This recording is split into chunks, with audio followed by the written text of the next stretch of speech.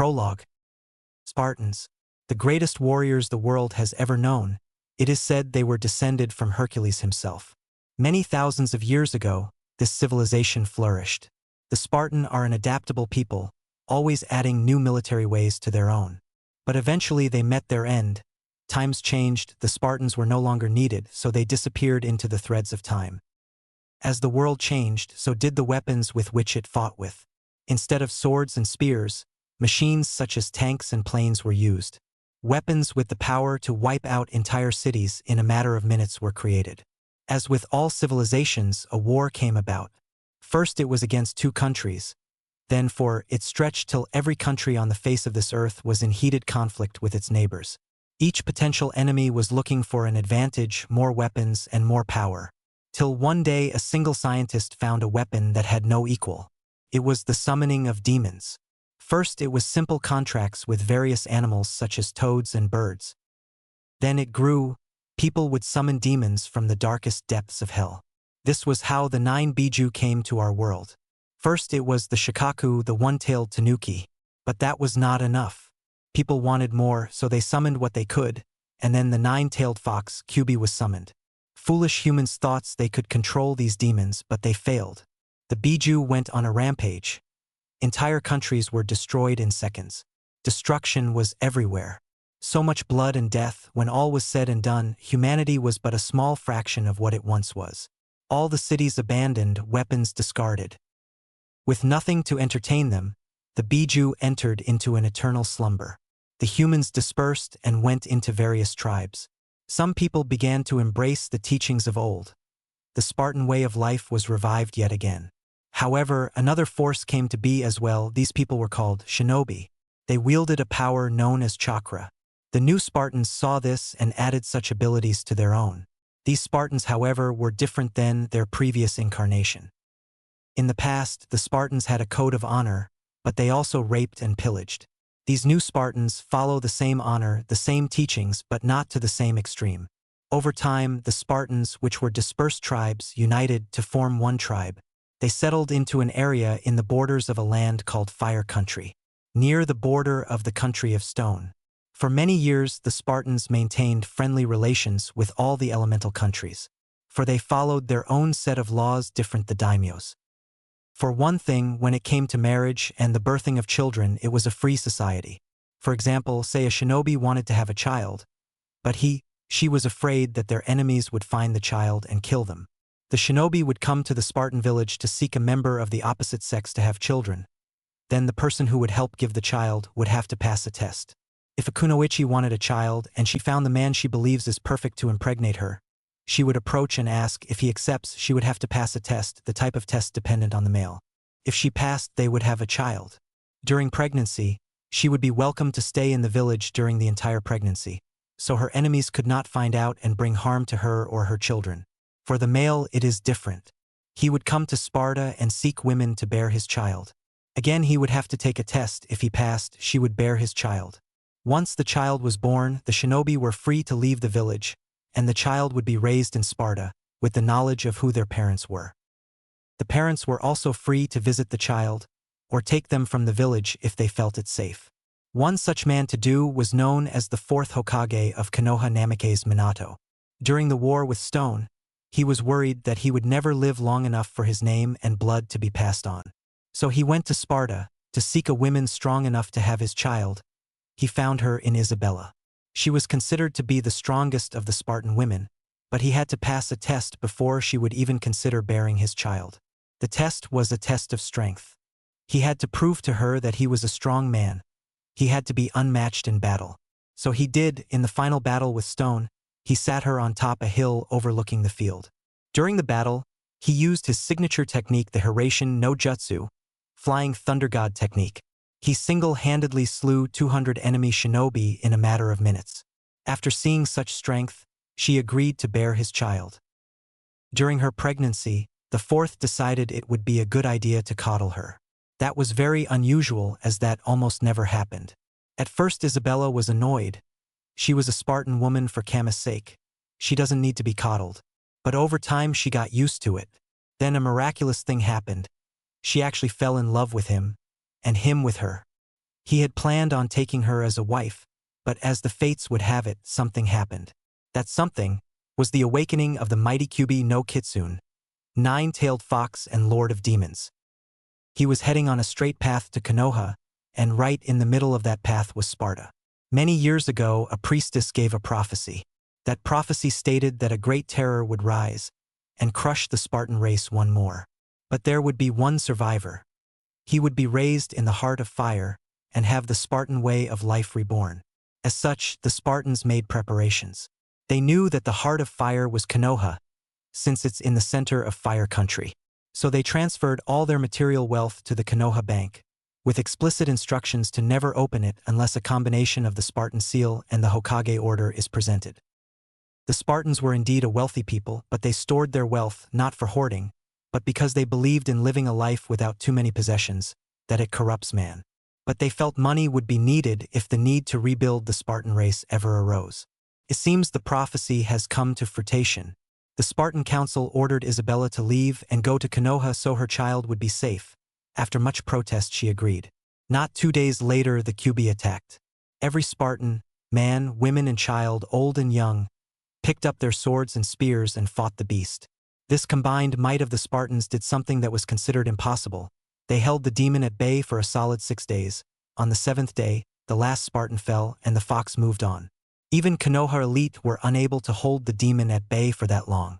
But because of the Spartan sacrifice, the 4th Hokage had the time needed to master his jutsu that would defeat the fox. His soon-to-be wife, Isabella, arrived in Konoha and went into labor. On October 10th, her son was born. But not content to let the fox have his way, and to avenge her people, she got up and prepared to go into battle. But before she left, she took off a pendant and put it around her newborn's neck. The pendant was circular, and in the color of bronze, it had what looked like an arrow on it. One side starts at the 4 o'clock position and meeting in the center, forming a sharp edge. That was the symbol for Sparta. She then gave him a peck on the cheek and whispered, "Grow strong, my child. Makes your parents and your people strong and proud." With that, she picks up the sword she brought with her and leaves to confront the beast. Later that night, the Yondaime, having just seen his love fall valiantly in battle, picks up his son, his soon-to-be orphan son, and says, "We love you, son. I'm truly sorry for having to leave you with no family. Please forgive me." He then leaves to seal the demon into his flesh and blood, his son and the last of Sparta. Naruto. 15 years after the sealing. Konoha, it's going to be 15 years because I don't want to have to wait until after Sasuke's defection to write lemons. Naruto was in the Hokage's office looking through the drawers for his JoJo that the old man had confiscated a while back when he found a scroll with Naruto written on it. Needless to say, the newly made ninja forgot all about the JoJo and sat down in a chair to read the scroll. Dear Naruto, if you are reading this, then I have passed away fighting the great beast Kyuubi. I am your mother, Isabella of Sparta. The demon lord Kyuubi has already decimated our home village Sparta. You are the last of your kind. With the little time I have left, I wish to explain to you about your people and your responsibilities. The Spartans are a proud people. We are a race of warriors. We are trained for war from the day we are born. We follow a code of honor that is now up to you to uphold. First, a Spartan always protects those precious to them, no matter the circumstances. Second, a Spartan never retreats. We fight till the bitter end. Even if it means death, at least we will have died on the battlefield. That is the dream of every Spartan. Third, a Spartan fights in a team, none of that lone hero bullshit, because it's just that bullshit. Thinking you can fight alone will get you killed in needless death. Never forget those 3 rules. Contained in this letter are several seals. These seals are blood seals, intoned to you and you alone. You will find a complete set on Spartan training regimens, Spartan laws, etc. On another note, in the law book you will find that you will have to marry multiple wives to bring our people back. I will end this by saying that I truly do love you. You are my son, a Spartan son. Do not forget this. I leave now to fight the Kyuubi, knowing I will die, but I must fight to avenge our people. We have already transferred most of our wealth to Konoha's bank to help you rebuild the Spartan race. Make us proud, my son. Love, your mother, Isabella. When Naruto had finished reading, his eyes were tearing up. His mother was a woman of Sparta, and more importantly, he was a Spartan. He was the one who had to carry on the Spartan legacy. At that moment, the Sandaime chose to walk into his office. Naruto-kun, what are you dash? He started until he saw the scroll in Naruto's hands as said boy turned around. Why did you never tell me about this? He asked with a serious face. Why did you keep this from me? It says here that Spartans are trained from birth. How am I supposed to make the Spartan people proud if I don't even know about them? He asked as he stood up. Naruto-kun. I didn't say anything to protect you from the enemies of Sparta. The old Hokage said. Protect me? By stunting my growth? If I would have been trained properly, then maybe I could have protected myself. Naruto asked, trying not to lose his cool. I'm sorry, Naruto-kun. I thought it was for the best, Sarutobi said with his head down. But I want what is mine so that I can begin my training now and you will have to help me, Naruto said and started reading the scroll. It says here that the Spartans transferred most of their wealth to the bank here so that I could rebuild the Spartan race. Yes, you have a substantial amount of money in the bank, and since you now know of your legacy, I will give you the keys to the Spartan clan compound. The Hokage said, making Naruto go wide-eyed. A CC clan compound? He asked, not quite believing what he heard. Yes, now as for your training, I will help you to the best of my abilities to make you a strong warrior, and I will tell Kakashi that you will be training by yourself. From what I know of Spartans, they were cool-headed warriors who could take on an army of thousands with only about 50 soldiers. They were incredibly talented with spears and swords and used special formations to take on even the mightiest of foes. Now what I suggest you do first is to read up on your history and laws. Use your Kage Bunshins for that, the Hokage said as he looked at Naruto's puzzled face. Why the Kage Bunshins? He asked while scratching his head. Well, the Kage Bunshin is special not only because they're solid, but because everything the Bunshin learns goes back to the original when it's dispelled.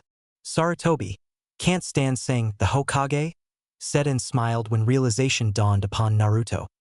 Wait, so then that means that if I train for a whole day with 1,000 clones, then that would make an equal of 1,000 days of training, right?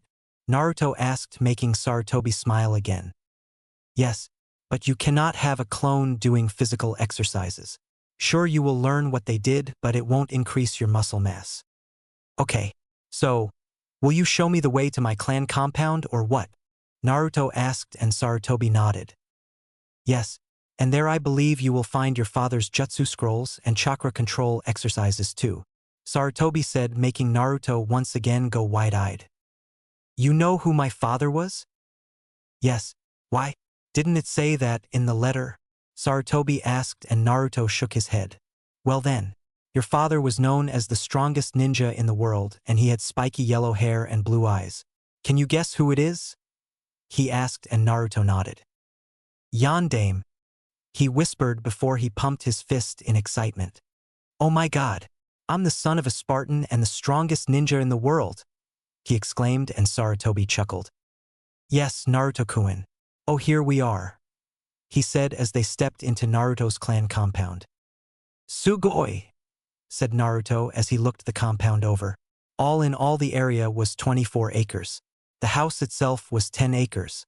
It had a training ground, an onsen, a small forest and a small pond where he could practice water walking. I think they planned this out when they built this, thought Sarutobi as he looked it over. Well, I think I'll leave you to this, Naruto. I'll come by in the morning when I'm done with my paperwork and then I'll see if I can get you a teacher who can help you keep your cool in battle, said Sarutobi as he started walking away. Hey old man, yelled Naruto, making Sarutobi stop and look back at him. Why don't you use Kage Bunshin to take care of the paperwork? He asked and Sarutobi's eyes widened and he slapped his forehead. Yes, of course. Why didn't I think of that? He asked no one in particular. Well, I guess I'll see you tomorrow, old man, Naruto said and walked into his new house. When Naruto entered the house, he was once again shocked to see how big it was. In a dojo, he could see spears, shields, and swords hanging on the wall. Leaving it till the next day, Naruto went to one of the 13 bedrooms and went to sleep. When Naruto woke up the next morning, he used the books on Spartan history and law and looked over the training regimens. It contained some brutal training with weapons and wearing a chakra weight armor which was apparently located in the armory. I have an armory? He thought as he went exploring. When he got there he saw more swords, spears and shields but also 30 battle armors, the armors that they use in 300, with the red capes and everything but with a breastplate too, and 30 elite battle armors, the same but without the breastplate. Naruto immediately made 1,000 Kage Bunshins and had them do various things such as training with the swords, spears and shields but also read all the books he got from the scroll and in the library. He also put on the chakra weight armor and started off with 50 pounds on each limb by channeling chakra into the armor. After 1,000 push-ups and 1,000 sit-ups the doorbell rang and Naruto got up to see who it was. When he opened the door he could see Sarutobi standing there with a very scarred man standing next to him. Ah, Naruto-kun. I came to let you know that I found a suitable teacher for you to teach you to keep your cool, said Sarutobi and pointed at the scarred man. Marino Ibiki, this is Uzumaki Naruto, he said and the two shook hands. Nice to meet you, sir, Naruto said when they let go of each other. Likewise, I never thought that I would ever see a real-life Spartan, Ibiki said and Sarutobi started speaking.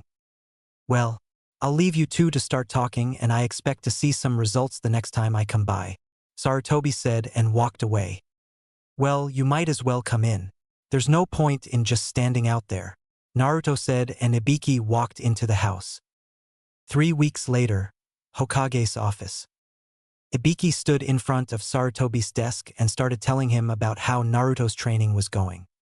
There's nothing more I can teach the kid. He's like a sponge. I have already taught him to keep his cool perfectly in any situation. He even saved my life when I took him on that S-rank mission yesterday. He got his first kill too. The kid has excellent skills with his weapons of choice. He prefers close combat and despises throwing weapons. He has incredible chakra control thanks to the chakra control exercises the fourth left him and he has learned a whole lot of jutsus. Using his bunshins I'd say, he's gotten about 30,000 days worth of training done, Ibiki said and the old Hokage nodded. Good. I was doubting that he actually could stand even seeing blood. But it must be his Spartan gene kicking in, Sarutobi said with a smile. So what level do you think he is on now?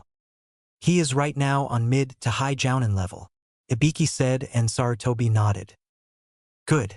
You're dismissed, he said and turned to a painting of the Yondaime. You got a strong kid Minato-kun. He will bear the Spartan name with pride. You chose a good container. He thought and made some KBs to do the paperwork while he started reading Ika Ika Paradise. Ohoho, Akira-chan you tease. When Naruto came to his team's meeting place on the bridge that day he saw Sakura, as always, swooning over the ever-brooding Sasuke.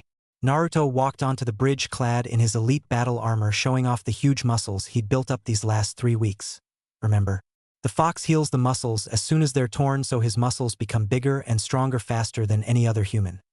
Complete with shield, sword and spear. When Sasuke and Sakura saw him they both went wide-eyed and had different thoughts. What kind of training has that dope gone through these past few weeks? I need that power to kill Itachi, were the thoughts of Sasuke. Were Sakura's thoughts as a small trickle of blood made its way down her nose. Hey guys, what's up? Naruto asked casually as he leaned against the railing. Hey dope, what have you been doing these past few weeks? Sasuke asked/demanded. Well, I've been at my clan compound training like crazy, and I went on an S-rank mission with Ibiki-sensei to kill some missing nins, he said simply making his teammates go wide-eyed again. Yeah right, you couldn't even be able to handle yourself against a cat. How could you be able to handle missing nins? Asked Sasuke. It's true Sasuke, I saw Ibiki's report. Apparently Naruto saved his life too, Kakashi said as he walked onto the bridge reading his little orange book. So Naruto, I heard you were a Spartan, he said casually making Sasuke and Sakura go wide-eyed for the 3rd time that day. Yup, and I'm gonna carry on that legacy as the king of Spartans seeing that I am the last one left since they were all killed in the Kyuubi attack, said Naruto while standing straight with pride. Good, Kakashi said as he flipped a page in his book. And have you learned anything else than your family history? Yep, I've learned a lot of jutsus from my jutsu library, and I've also learned following chakra control exercises. Tree climbing, water walking, Sinban balancing and kunai balancing, Naruto said with a hint of pride in his voice. But I don't really like to use jutsus. I just like close combat like my people. Only cowards use long-range stuff. He spat and grimaced at the word cowards. Wow, your Spartan genes are really kicking in, huh? Kakashi asked while having the decency to look up from his book. Perhaps, was the answer he got. Well, I guess we should go to the Hokage's tower and get a mission, Kakashi said and poofed out of existence with Naruto following, leaving two stunned teammates behind. How the hell can a dobe like that learn a Chunin level technique? Screamed Sasuke in his mind while walking away with his lol puppy following closely. When Kakashi appeared in the mission's office, he was surprised to see Naruto poofing into existence right next to him. So, you learned Shunshin to huh? He asked casually. Yeah, there's no better way to travel, Naruto said with a grin. 10 minutes later, the two remaining members of Team 7 walked in. Ah, good. Now I have some missions for you here. One is babysitting an elder's grandson and Sarutobi started but was interrupted by a spear tip at his throat. Old man, do you want to stunt my growth or what? You know we can handle tougher missions than that, Naruto said in a deadly tone. Naruto, don't threaten Hokage-sama like that. A pissed-off Kakashi shouted, but to his surprise Sarutobi started laughing. Haha. Kakashi-kun. Naruto would never do that to me. He just likes to threaten me like that sometimes, Sarutobi said and looked at Naruto. Right, Naruto-kun? Yep, said Naruto and removed the spear from the old man's throat. Well then, how about I give you a C-rank mission then? Sarutobi said. Your job is to protect a bridge builder from bandits until he finishes his bridge in Wave Country. Do you accept? When Team 7 nodded, he looked at the door and yelled, "You can come in now." And in through the door came a drunk old man looking ready to collapse any time. Are these guys supposed to protect me? They don't even look like they can protect themselves. And what's with the blonde kid? Is he going on a masquerade or what? He asked and came eye to eye with a spear tip. Watch your tongue, bridge builder, or you might just lose it, said Naruto in a dangerously low tone, making the bridge builder gulp. Sure. Sorry about that, he said while eyeing the tip carefully. No problem, said Naruto happily while removing the spear, making everybody sweat drop. I'm Tazuna, by the way. We'll leave in 30 minutes, Tazuna said and walked out of the room. Well, see ya at the gates, Naruto said and shunshined back to his house. When they got to the gate 30 minutes later, they saw Naruto standing there dressed in his usual armor but with a helmet too. This helmet was like Leonidas' helmet from 300 but with a red mohawk. Then they had to wait 30 more minutes for Kakashi to show up, and then they were on their merry way to Wave. When they had been walking for about 2 hours, they passed a puddle in the middle of the road. That's strange. It hasn't rained for weeks, thought Naruto as he observed the puddle. Hey, wait up guys. I want to try something, he said, and his team turned around just in time to see him ram his spear into the puddle, eliciting a horrified scream from it. When Naruto removed his spear, he saw that there was blood on the tip. Just as I suspected, he mused as he observed the tip, and a man rose from the puddle, his eyes filled with fury. You killed my brother. Shine! He yelled and charged for Naruto, who just sidestepped and smacked his shield against the man's face, knocking him out cold. Good work, Naruto. I was going to let them attack to see who their target was, but now I can just interrogate the survivor, said Kakashi and tied the unconscious ninja to a tree. When he woke up, he could see Kakashi standing in front of him. That was foolish of you, man. Engaging a Spartan in close combat like that, Kakashi said while reading his book. Now, who was your target? He asked casually. Sai, we were supposed to kill the bridge builder to stop him from finishing his bridge, the ninja said in defeat. Now please just kill me. I can't live without my brother, he said, making Naruto snort and mutter a pathetic. Kakashi slit his throat. Well, this mission is probably A-ranked at least. Do you have anything to say for yourself, Tazuna-san? Kakashi asked. Insert Tazuna's sob story here. 30 minutes of walking and a boat ride later, Sakura walked up to Naruto to start a conversation. Nay, Naruto, that was pretty cool what you did back there. How did you know that someone was there? She asked. I didn't, he said simply.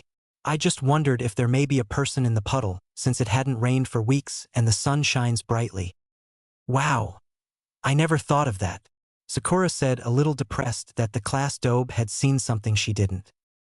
You gotta pay more attention to your surround. Naruto started, but was interrupted by Kakashi yelling, everybody get down.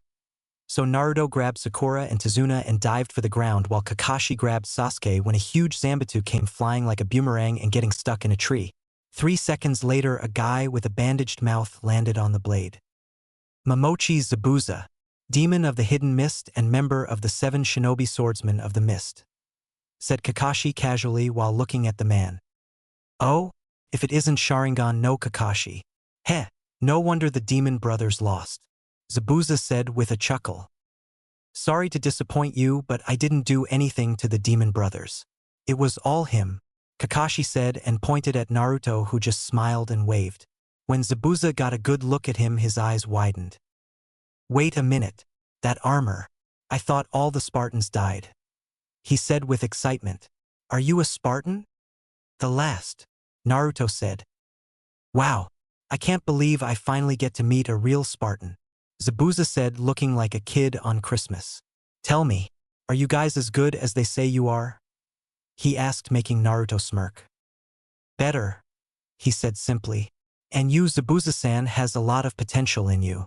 I believe that if you train in the Spartan ways, you might become an even greater warrior than you are now. Oh really? Zabuza chuckled. And I don't suppose you're gonna train me? No, of course not, Naruto said, making Zabuza a little disappointed. That is unless you pass my test. Test? Zabuza asked with a raised, non-existent eyebrow. Yes, a test. If you manage to put a scratch on me in a weapons-only fight, I will acknowledge you as a great warrior and I'll even adopt you into the Spartan clan. Do you accept? Said Naruto, making Zabuza ready to faint. Oh my god, I might become a Spartan. This is like a dream come true, thought Zabuza in a very OOC way.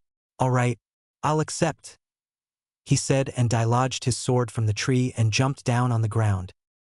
Naruto, what are you doing? Kakashi asked while eyeing Zabuza carefully.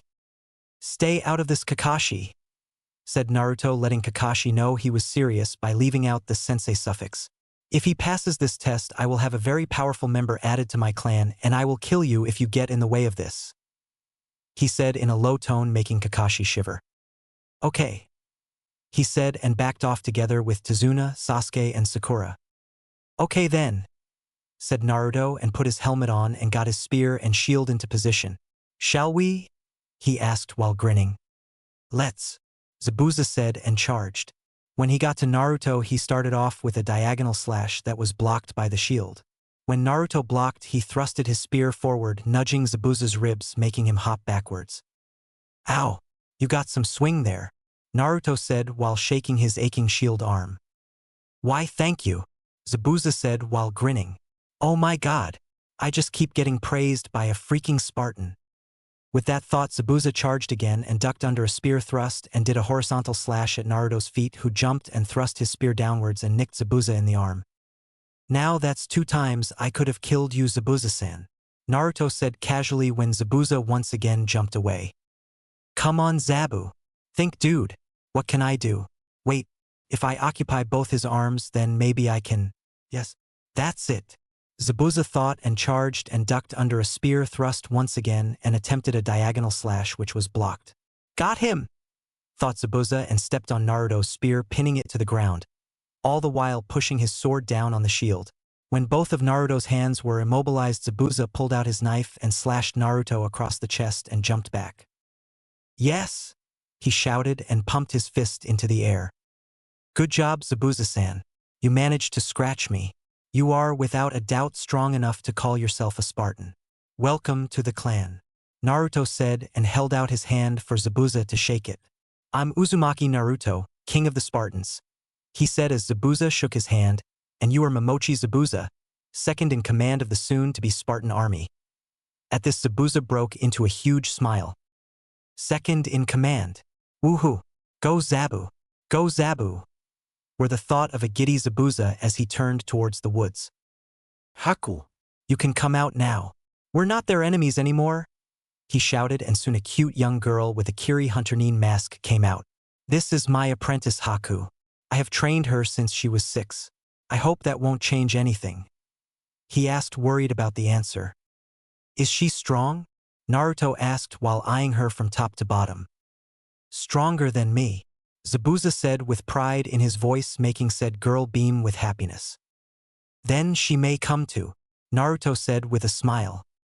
Okay, this is nice and all, but we have a mission to finish, Kakashi said, walking out of the woods. Oh yeah, Naruto said and turned to the Miss Duo. Do you wish to join us for this mission, or do you want to wait near Konoha for us to come back? He asked. We'll join you, said Zabuza while shrugging. It's not like we have anything better to do. And so they continued their travel to Tezuna's house with the 2 new additions to the Spartan race. Wave. 3 days later, Tezuna's house. Naruto had been teaching Zabuza Spartan law for the last 3 days. There were a lot of laws. He taught him Spartan history too. This is boring, whined Zabuza as they sat at the kitchen table. Can't we do something else? This is important, Zabuza-san, said Naruto as he took a calming breath. Zabuza really can't sit still for more than 2 minutes. He's even worse than I was. How else are you supposed to uphold the Spartan laws if you don't know them? He asked, making Zabuza sigh in defeat. Besides, we only have 3 laws left to go over.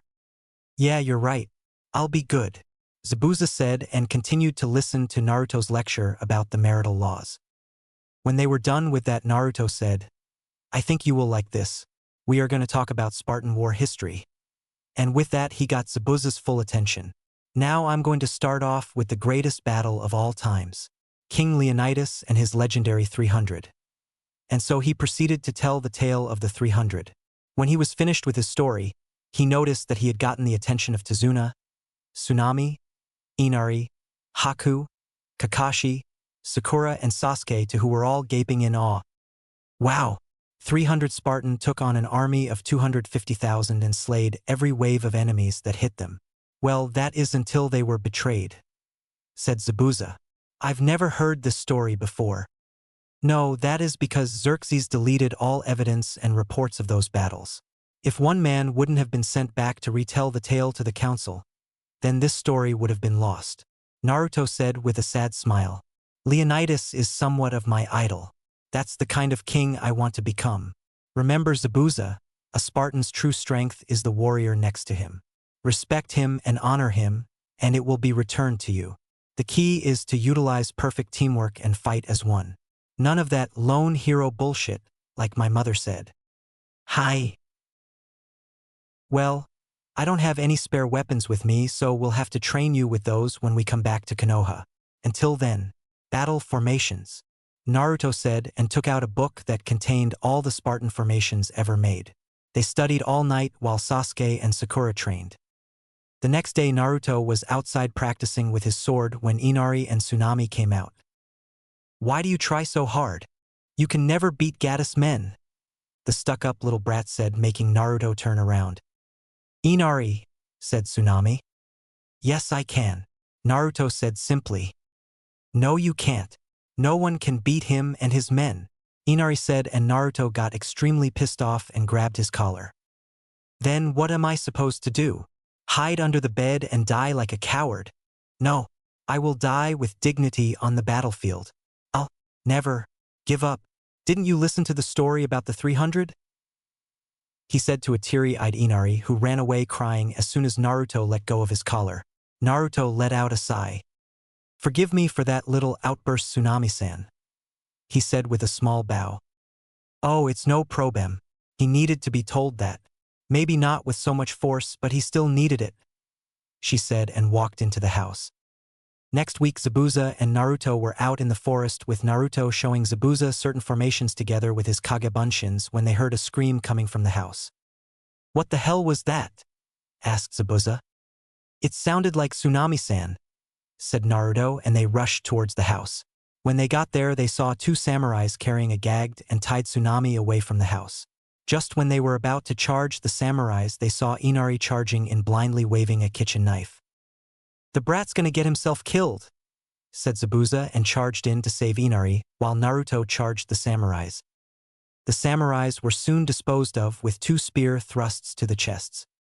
Good job, Inari. Not the smartest thing in the world to do, but you didn't show any fear and was ready to die for your mother. I respect that, said Naruto and ruffled Inari's hair.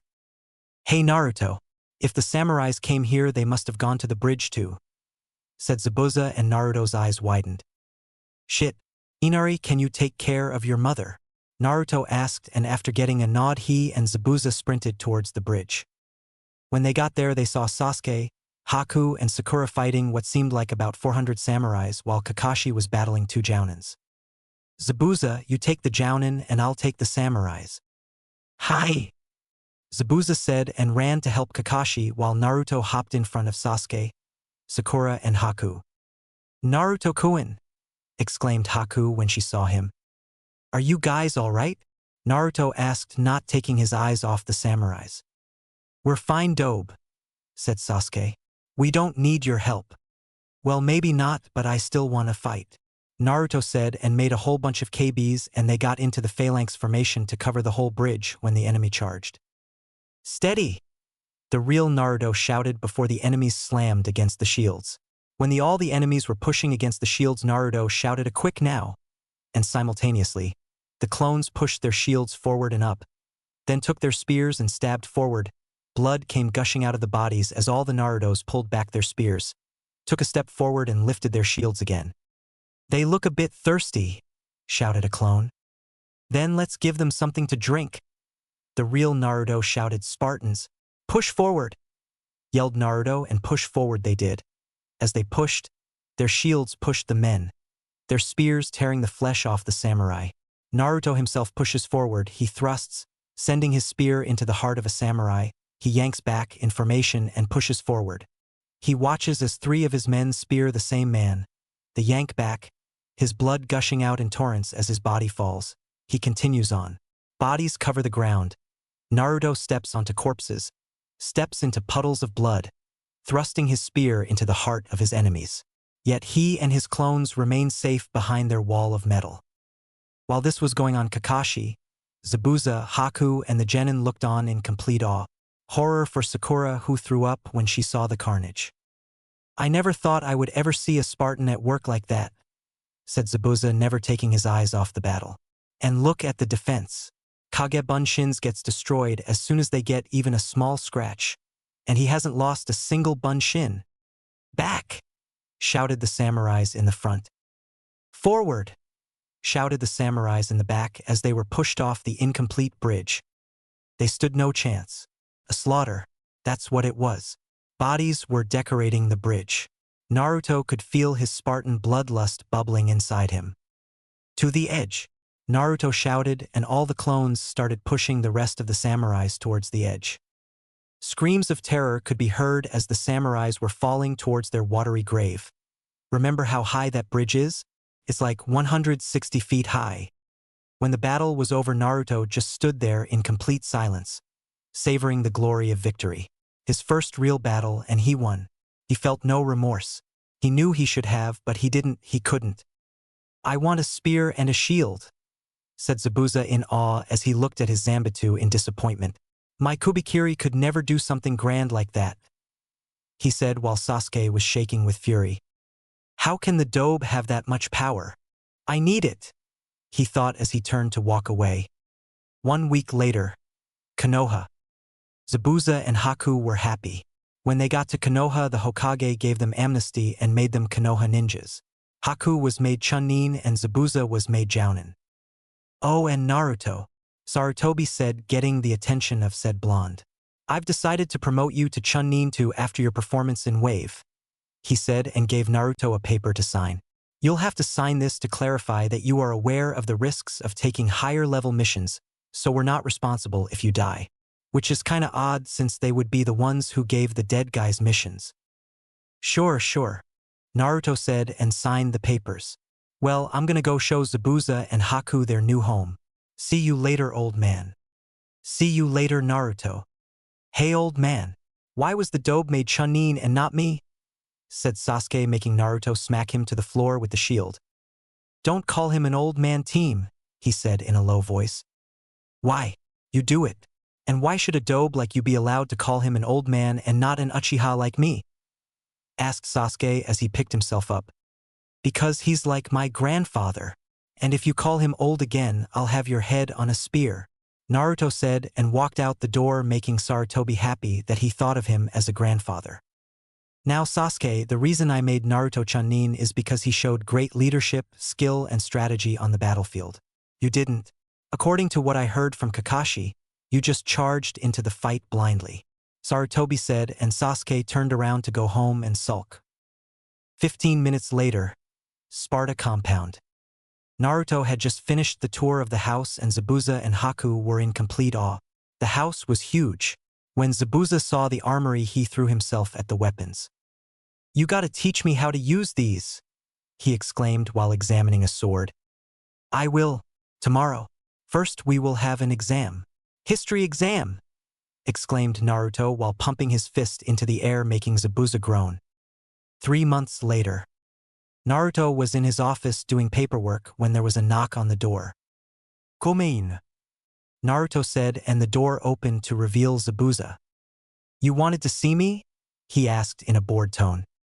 Yes, I want you to take one of these papers to Haku and get her to sign it, and you sign the other, Naruto said and handed Zabuza 2 pieces of paper, causing him to raise an eyebrow.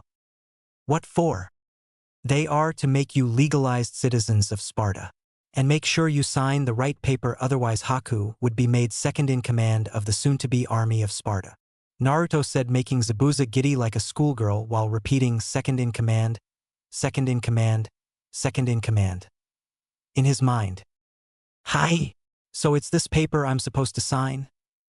He said and held up a paper that said, Spartan citizen and second in command of the Spartan army. The underline is where he was supposed to sign. Naruto nodded and said, yes, that's it. You can just sign it now so you can give it to me immediately. And with that, Zabuza signed the paper and left the room. Soon I can make Haku mine. As soon as she is a woman of Sparta, thought Naruto. Over the last 3 months, Haku and Naruto had become more than friends.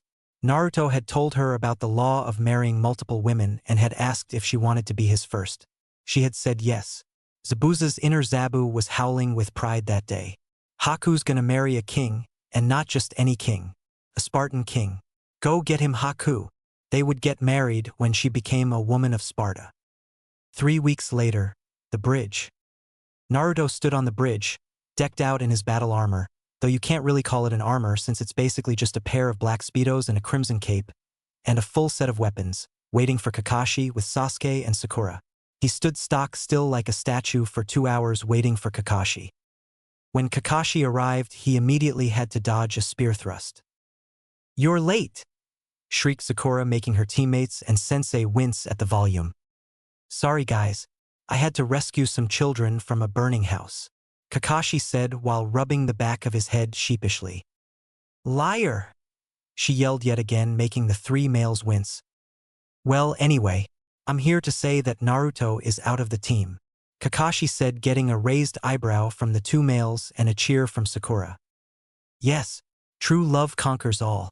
I get to be alone with Sasuke-kun, she said with an evil gleam in her eyes. No, you won't be alone with him, Kakashi said, making Sakura lower her head and sit down. But Naruto is out because he's already a Chunin, and I want to let you take the Chunin exams. You have to sign these forms and come to the academy tomorrow at 10 a.m. You'll meet your new teammate there, said Kakashi and poofed away, and as did Naruto. 5 minutes later, Hokage's office.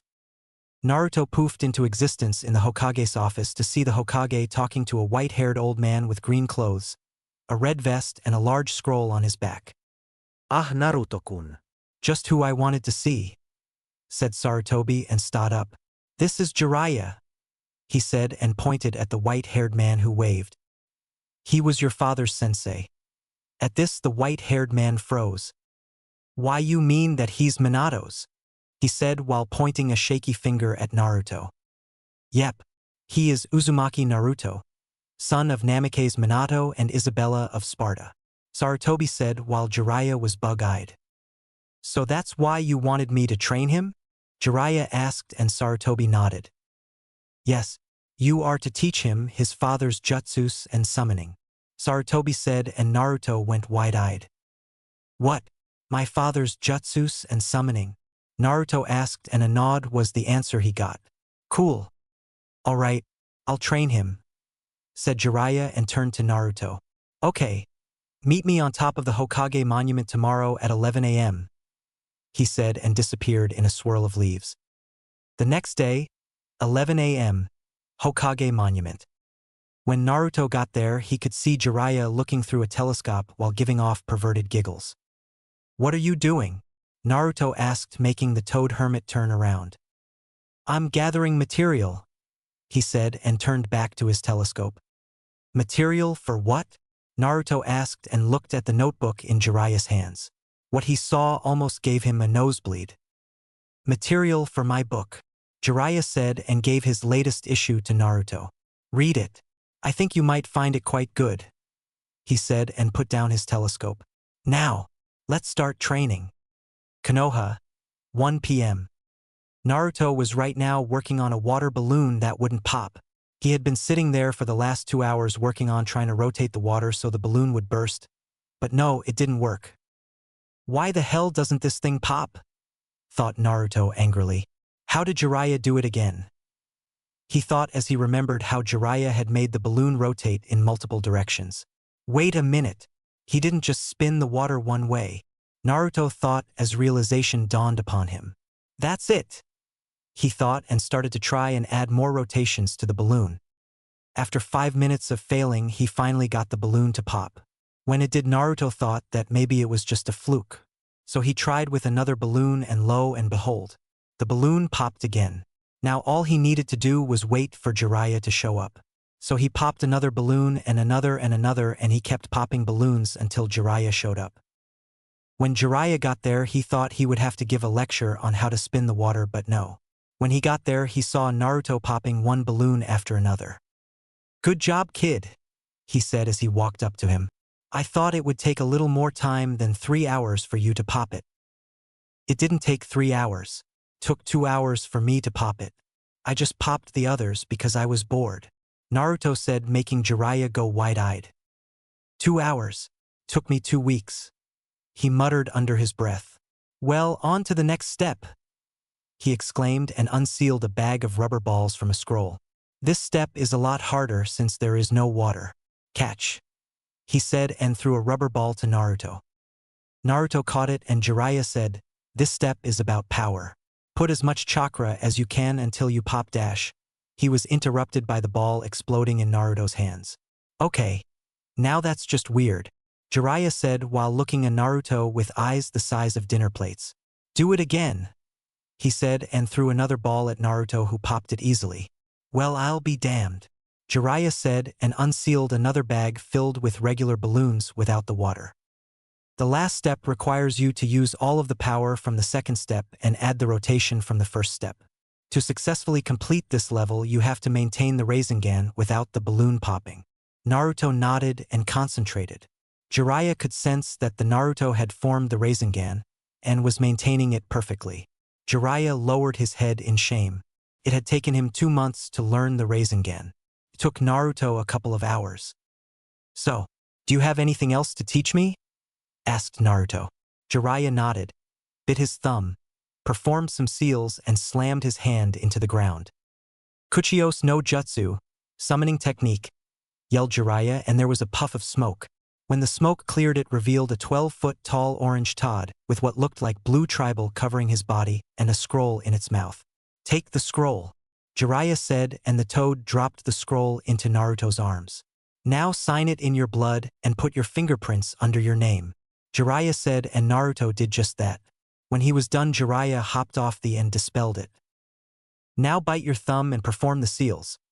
Boar, dog, bird, monkey, and sheep. And while you try to summon, I will be doing some more research, Jiraiya said with a perverted giggle. And try Naruto did. On the first try he was just able to summon a tadpole, but on the second try he managed to summon a real toad. An orange toad. Yo, it said when the smoke cleared. A new summoner, huh? Well, I'm Gamakichi, he said and waved. And who are you? I'm Uzumaki Naruto of Sparta, Naruto said and waved. A Spartan? Cool. Now if you want to play you better give me a snack, Gamakichi said, and Naruto shook his head. Sorry. Don't have a snack on me, he said, and Gamakichi gave a disappointed sigh. Oh well. Summon me only when you have a snack to pay me with, Gamakichi said, and poofed out of existence. Naruto figured he could try one more time before he'd call it a day, so he conjured up as much chakra as possible and performed the seals. Kuchios no Jutsu! He shouted and slammed his palm into the ground, and there was a massive explosion of smoke. When it cleared, it showed a 200-foot-tall brownish-red toad with a blue vest and a dagger strapped to his waist. Jiraiya, why did you summon me? The toad yelled. He didn't summon you. I did, Naruto said from the top of the toad's head. You? A little brat like you can't summon me. The great toad boss Gamabunta. The toad, now named Gamabunta, said with a chuckle. I am not just any brat. I am Uzumaki Naruto, son of Namikaze Minato and Isabella of Sparta and jailer of the Kyuubi no Kitsune. Naruto shouted, making Bunta narrow his eyes. So you're the kid he used, huh?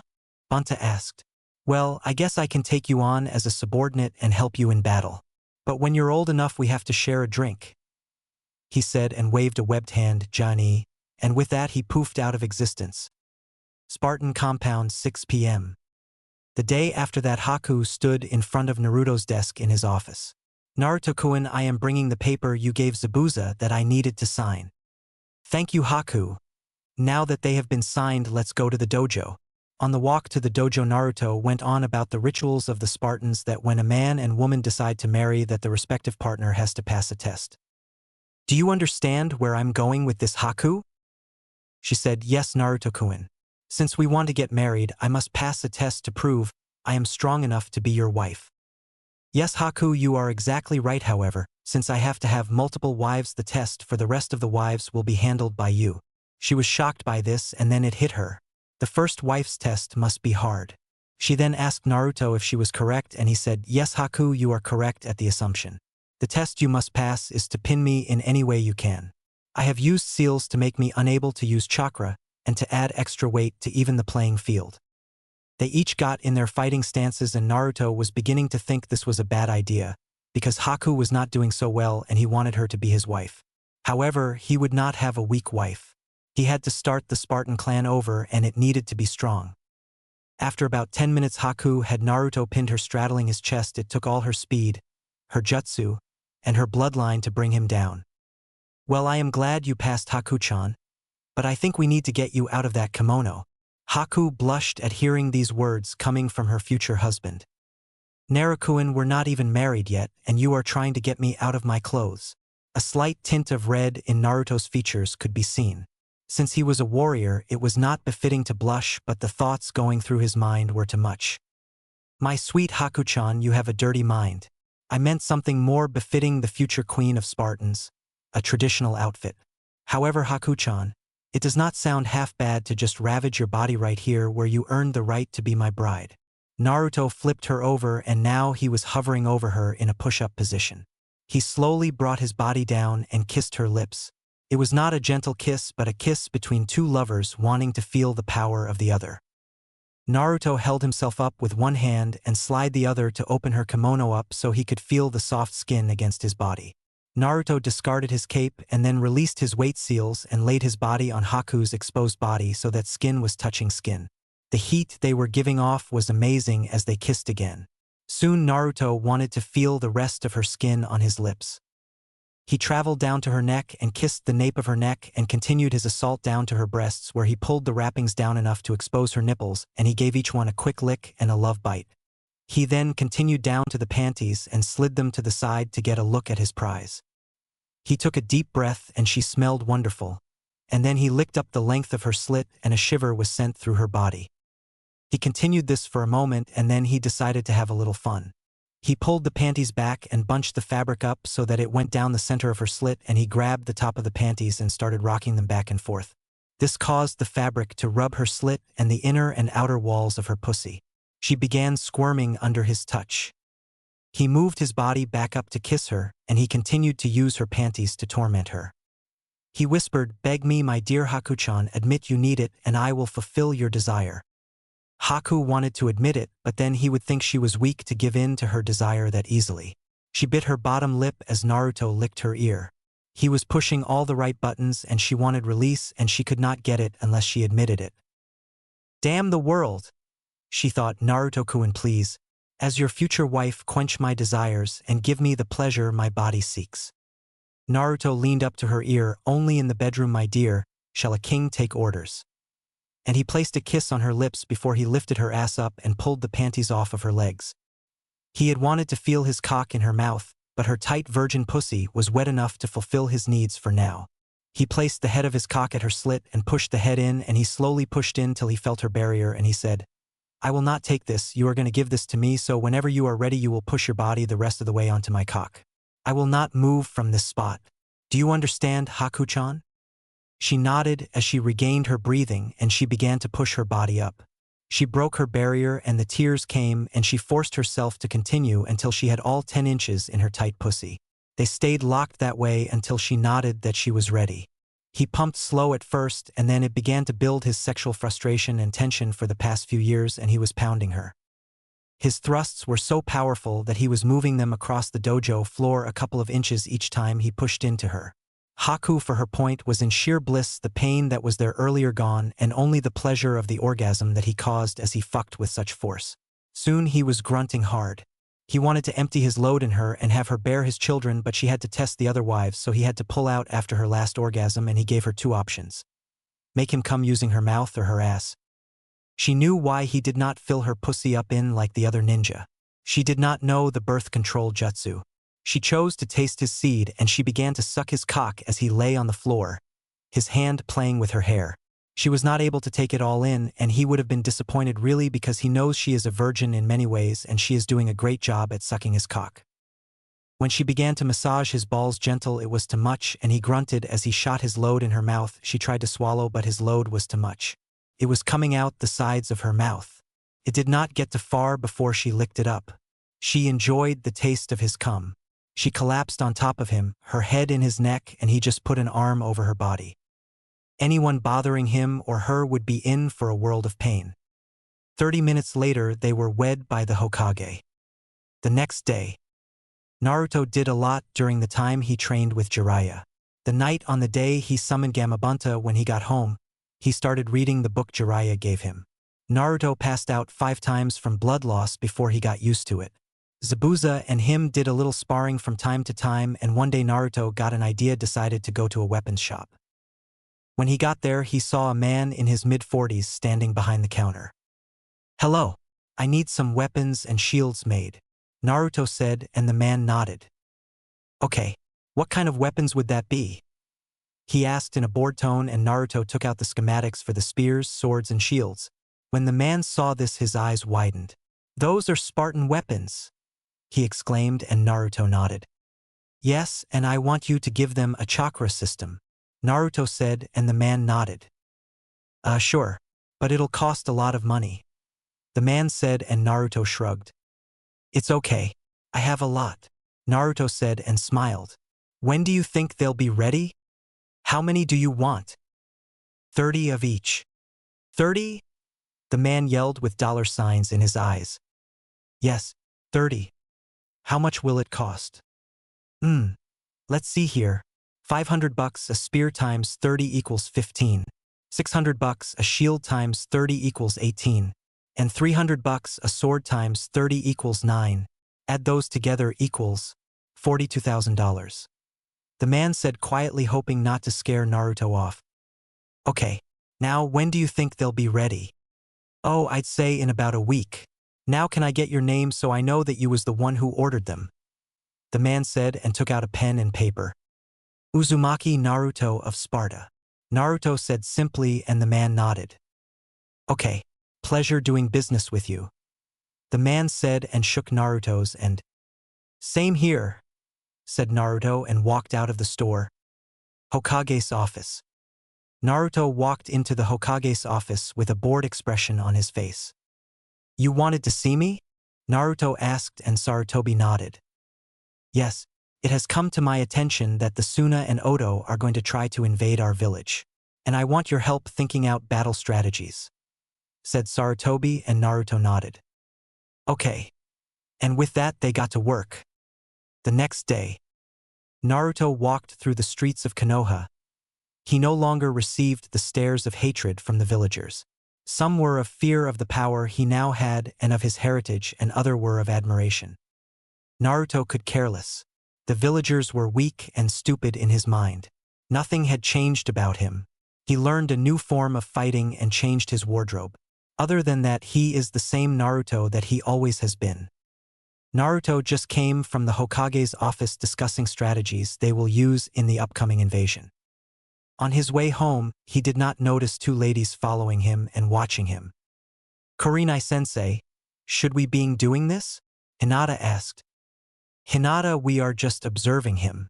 I want to know his training is like. Kurenai told her student. Actually, I hope that he goes to the onsen he has that I've heard about, so I might get a look at that body. Who would have, though, under that awful orange outfit? He was well-toned, and the Speedos leave little to the imagination, but I would still love to see his package. Kurenai thought as they followed Naruto. When Naruto reached the compound, he was slightly disheartened. Haku was assigned to go on a team to gather specials herbs needed to treat wounds that the genin might get in the upcoming exams and would be gone for the next few days. Naruto thought about sparing with Zabuza, but then he remembered he was assigned to escort some teams in from some of the villages and would not be back until the next day. So Naruto decided to relax for the day. He had already done his exercises for today and proceeded to the onsen. Outside the compound, Hinata and Kurenai snuck around till they found the onsen, and with a small amount of chakra, Kurenai had made herself and Hinata a hole to watch through. Hinata was having second thoughts about this until she saw Naruto walk out in a towel wrapped around his waist, and he let it fall to the ground. Now two things happened when the towel hit the ground. Hinata fainted from the shock of seeing Naruto like this, and second, when she fell over, she alerted Naruto of their presence. Naruto did not think about his appearance. He was on his land, and he jumped the fence and stood in front of the women. Hinata had just come back from her fainting spell when Naruto landed in front of them. Well, what do we have here? A couple of perverted women spying on my onsen, Naruto said calmly. It is not what it looks like, Naruto. However, that is as far as Kurenai got before Naruto stopped her. Let me see. Freshly made holes in the fence. A slight trail of blood coming from your nose, Kurenai-san. And oh, secondly, you are on my private land, Naruto told the two ladies. We're sorry, Naruto, we will leave here, and will not speak of this, Kurenai told him as she started to walk away. Not so fast there, Kurenai-san. Just because my compound is in Konoha does not mean that the laws of Konoha mean anything on my land. On my land, the laws of the Spartans are the only laws that matters, and you are under my rule now, Naruto said in a very serious tone. Kurenai and Hinata were slightly scared at this point. Well, what does the law say about this, Naruto? Kurenai asked. Naruto looked at the two and said, Follow me and I will explain. The two ladies followed the still very naked Naruto into the compound. Once in the garden, Naruto turned to the two ladies and smiled. Now the laws of the Spartans are very simple. An eye for an eye, Naruto said while smiling. Kurenai had a look of shock on her face while Hinata's was that of confused. No, I will not, Naruto, and you have no right to ask me to do that or Hinata, Kurenai stated with anger in her voice. Very well then, Kurenai-san. I will just tell the Hokage and have him use the old law that punished perverts. A day in the stocks in the center of town shall be good for you both, Naruto said with an evil grin on his face. Kurenai had a look of defeat on her face. She knew of that law, and Naruto had the power to have the Hokage do just that. Put her and Hinata in the square in the stocks. For a man that was not too bad, but a woman it would put her in an accord position and her backside could be viewed, and it would allow someone to see down her top. Very well, Naruto. I will agree, but Hinata will have to agree on her own, Kurenai said in a low voice. Well, Hinata, what shall it be? An eye for an eye or the stocks? Naruto asked her. It just hit Hinata like a ton of bricks. He wanted to see her naked as she had seen him. She had no choice. Her father would disown her if she was to be put in the stocks in the square. I agree, Naruto-kun, Hinata said in a low voice. Well then, good. So go ahead and start stripping so I can see you too. I have wanted to see you both for some time and did not know of way to get this opportunity, so I must thank you both, Naruto said with a big grin on his face. When they were finished there stood two very beautiful ladies as naked as the day they were born. Naruto had a small trickle of blood running down his nose and his cock had come to full attention. The girls were no better, they too had some blood coming from their noses and they were getting wet and the sight of Naruto's cock. Well, Naruto, it would seem you are enjoying this more than you should, Kurenai said while she looked at his cock. Well, you are in no better shape, Kurenai-chan. I have greater senses and I can smell yours and Hinata's arousal from here, Naruto stated. Both girls blushed at this. They had been caught. Damn him and his senses. I mean, I would love to be dominated by that huge cock and have it in me and give me pleasure. Damn you, Naruto. Why do you have to be the one that can melt my exterior and make me want to be yours for anything you want? Kurenai thought angrily. Well, I have an offer for you too that may appeal to you, Naruto said as he walked towards them. Kurenai and Hinata. I need wives to help to rebuild my clan and the women need to be strong. And I know both of you are strong women. So take me as your husband on your word now and I will make you feel the pleasure I know you both seek. The only thing you will have to do is pass a test that my first wife will give you to test your strength. At this both women were shocked. First wife, they said at the same time. Yes, Haku, my first wife. She already passed my test of strength and she shall test the rest of my wives. And I find you both attractive, loving women and cannot think of anyone better to have. The two women seemed to think of it for a second, both for different reasons. Damn it, I wanted to be Naruto's wife. I don't want to share him, but if he has already taken a wife then I have no choice. I will have to share him. At least he said I was strong and loving. I guess it is worth it, Hinata thought. Damn it, I'm the Ice Queen of Konoha. I should not fall so easily for Naruto, but his eyes. They just pull you in and I so want to feel him in me and to tame my urges and he is sweet enough. Oh, hell with it. I get Naruto and get to be naughty with other girls. Kurenai thought. I agree. They both said at the same time. Naruto only smiled as he moved in to hug them and then he said, we can do this two ways, you two can decide who will go first, or I can create shadow clones. Kurenai-sensei, you may go first, Hinata said. Actually, Hinata, why don't you go first? I can help him with you, Kurenai said. Kurenai, I never knew that about you. Well, this certainly will be fun. But you both can suck my cock at the same time. Both women knelt before Naruto and Kurenai told Hinata to try and kiss her through Naruto's cock and then move up and down it with her. Naruto had never felt anything this good. The girls worked up and down his shaft and to Naruto when they reached his tip they kissed with his tip in the middle of the kiss.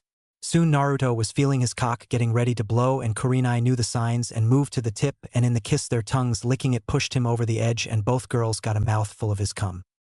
Kurenai wasted no time and swallowed the precious liquid and licked Naruto's cock clean as Hinata tasted his cum. She was surprised it tasted great. Kurenai lowered Naruto to the ground and Kurenai leaned down and took a couple licks of Hinata's pussy. Kurenai-sensei, don't stop, Hinata pleaded. Kurenai looked over to Naruto, his cock back hard as a rock. She lead Hinata over and got her in position. Hinata down slowly, easy down onto Naruto's cock and when you feel resistances just fall down on it. There will be pain but it will only last a few moments and you need to remain still until the pain passes. Kurenai told her. Hinata lowered herself on the cock. It was a warm feeling.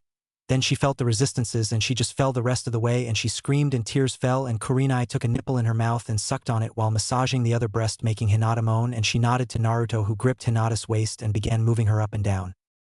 Hinata began to scream but this time it was pleasure. She was being flooded with pleasure. Naruto's cock was feeling her up and Kurenai was sucking on her breast and her other hand on Hinata's pussy. Soon Hinata found her first orgasm approaching and it was more than she could handle and she passed out from the overload to her system. Kurenai picked her up and laid her to the side while she took her turn on Naruto. Now Hinata was nice to fuck. She was sweet and innocent. However, Kurenai was always sweet to him. But this was a new side of her. She was wild. She slipped over top of him and gave his cock a few licks. Hinata-chan tastes so good. I hope Haku-chan tastes this good. However, I will find out later. Now let me see how this feels.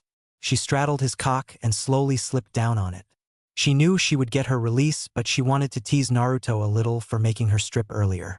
She inched down, allowing her pussy to take him ever so slowly. Naruto had enough and thrust up only to find her moving up as well, keeping him from going deeper. Now Naruto-kun. None of that, you made me strip, so you are being punished for that. Kurenai knew she would not last much longer. She wanted to torture him, but her pussy betrayed her by getting the inch further than the cock was begging for it. I see, Kurenai-chan. I know you think I need punished, but I see in your eyes you are the one that needs it, he said, and his hand slapped her ass. She lost control and her knees buckled, and he was all the way in, and he loved the feeling of her pussy clamping on his cock the way it did. He decided to tease her some more and slapped her ass again. Kurenai could only moan as she was rocking back and forth on his cock while he slapped her ass again. You liked that, didn't you, Kurenai-chan?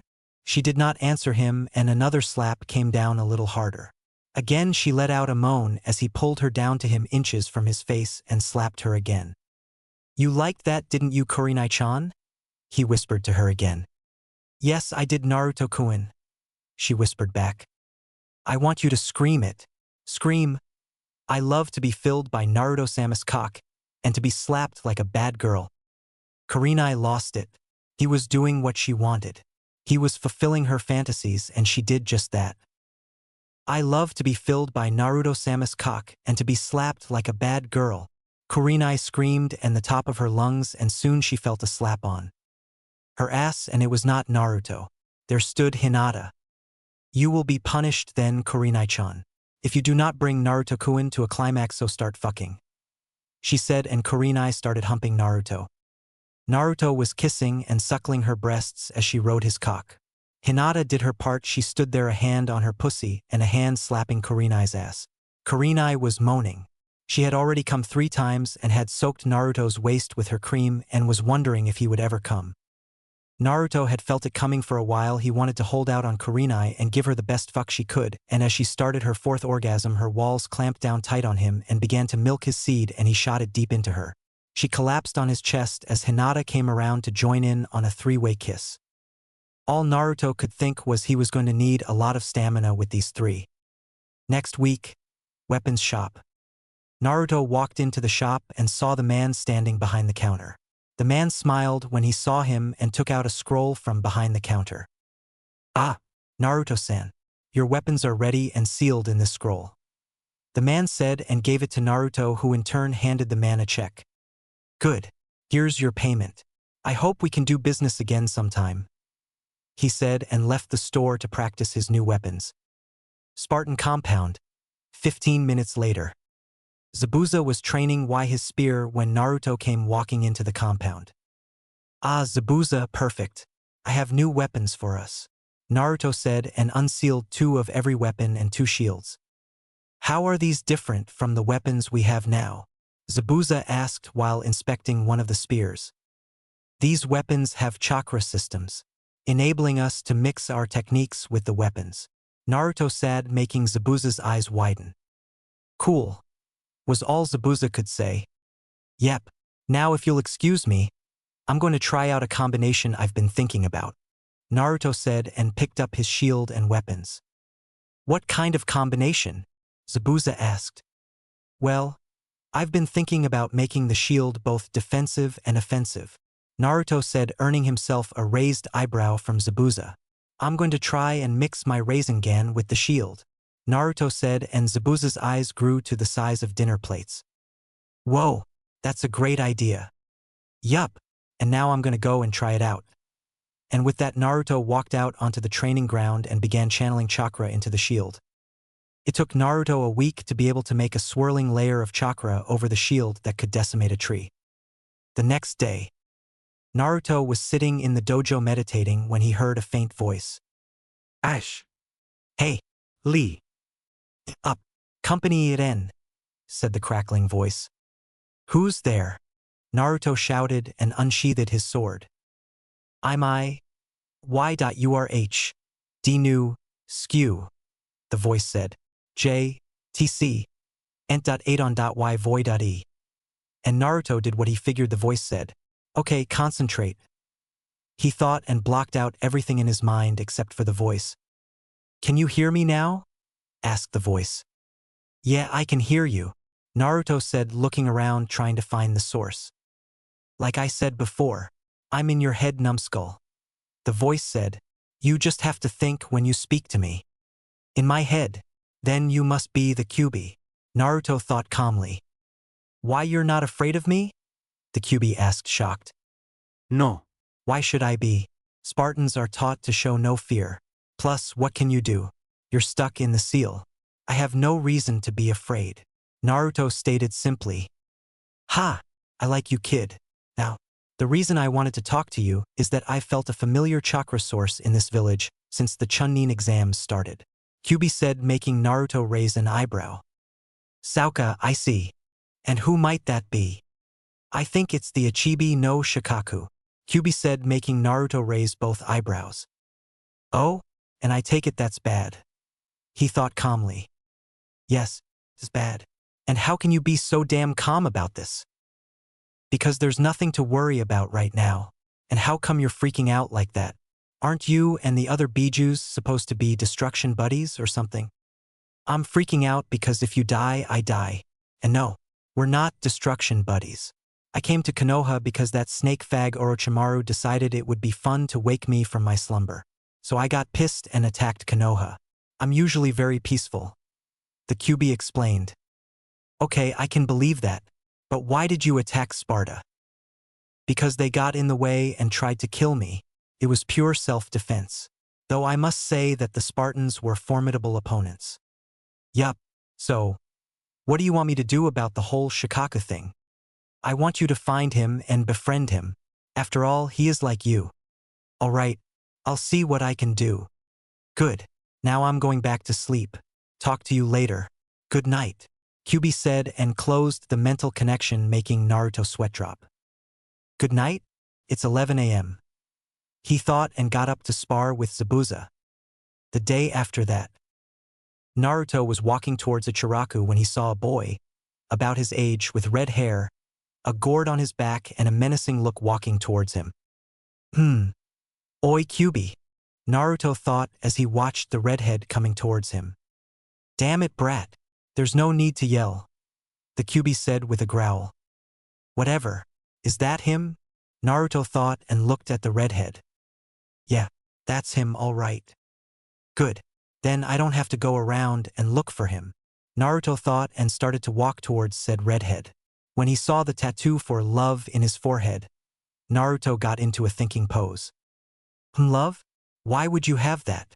Naruto asked, and the redhead looked at him with cold eyes. That is there to show that I love myself and no one else, he said coldly and looked Naruto over. What is your name?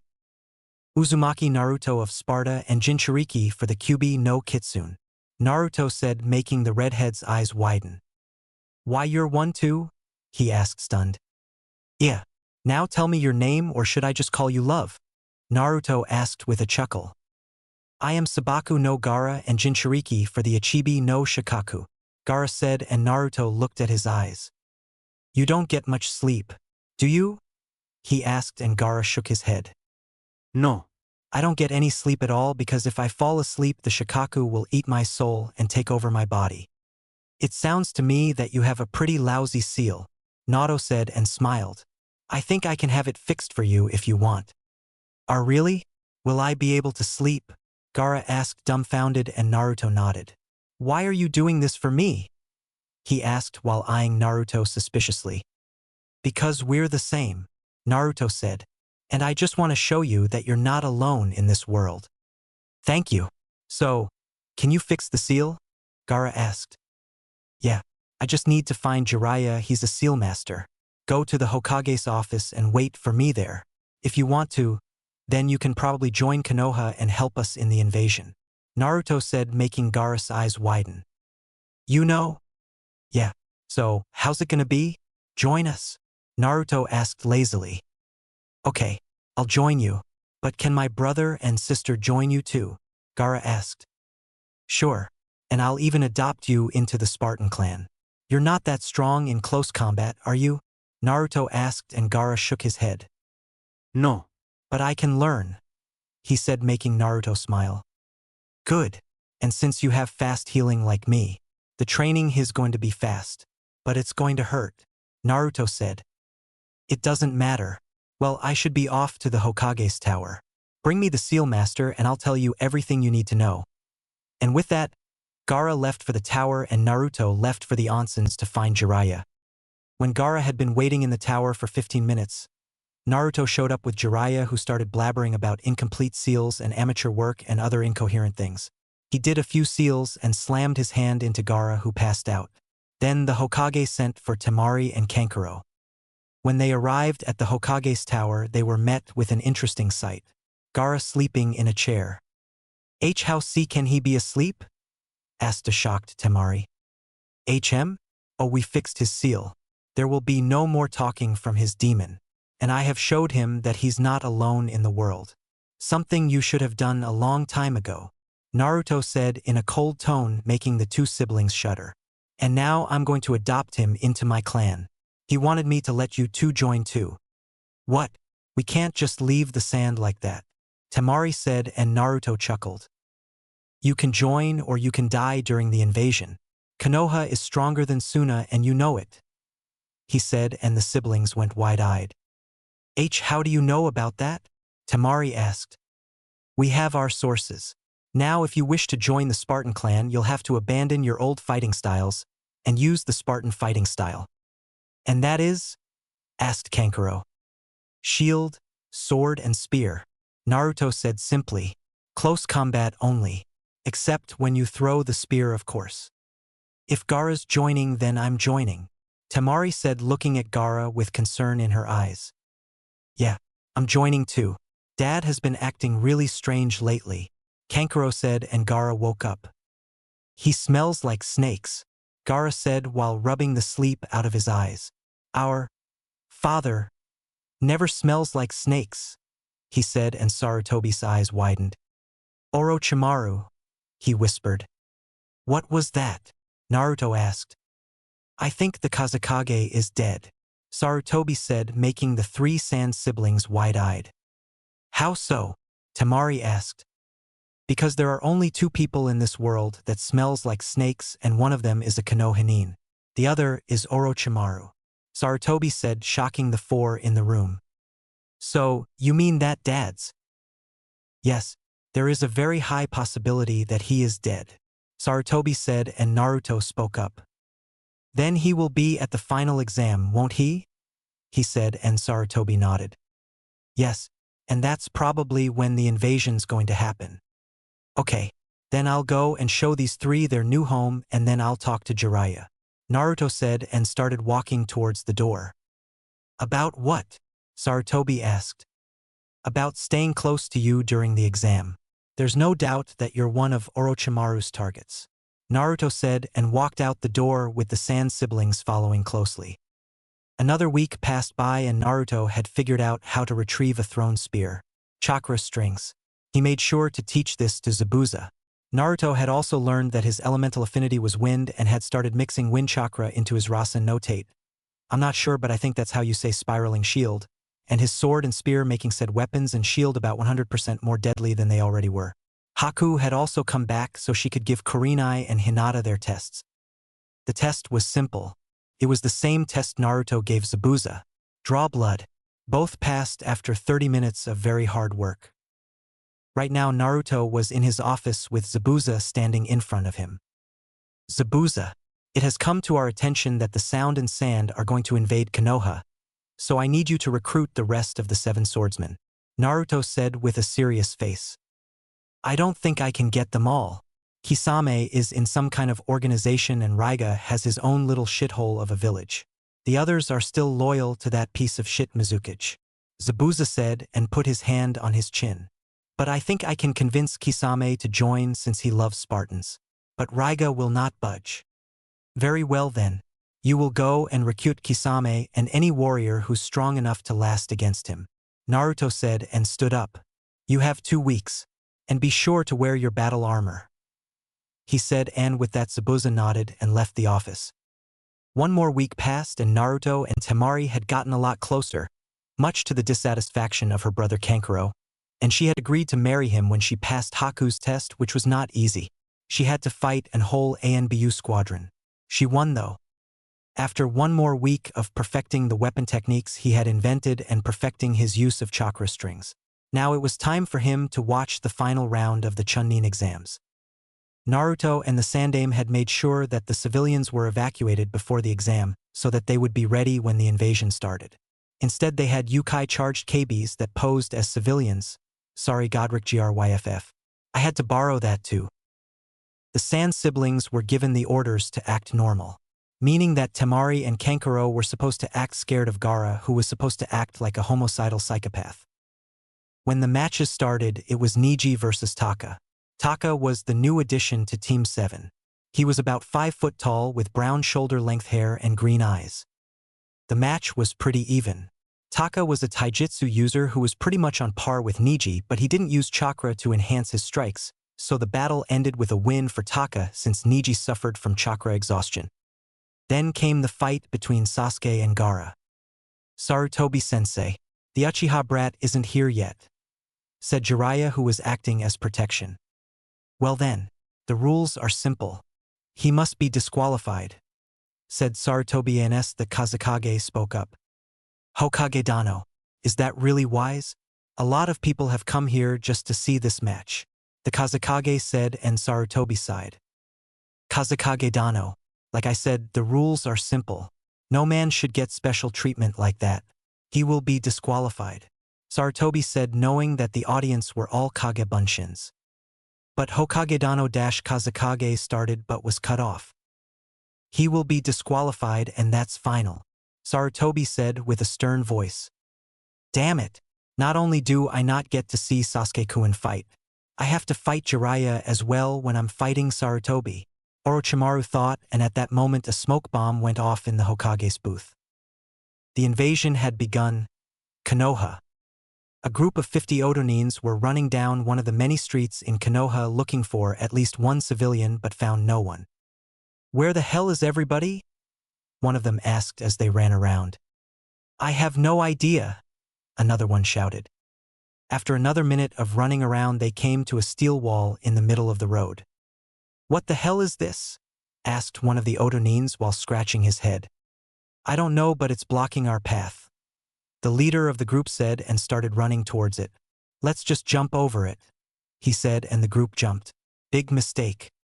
When the 20 Otonins that were dumb enough to jump got over the wall, they saw that the wall was made of about 30 guys in red capes holding up their shields, and when they looked past the guys they could see about 60 spears sticking to the ground, sharp side up. Ouch! Trailing the road. The Otonins stood no chance. They fell to their deaths. After removing the dead guys from their spears, the Kage Bunshins formed the phalanx formation and rushed the rest of the enemies. Holy shit! One Otonin yelled as they saw the platoon of Spartans coming right for them, but that was all he could say before he found himself with a spear in his voice box. Let's kill these bitches, yelled one of the Spartans. I'm just gonna say Spartans instead of Naruto's.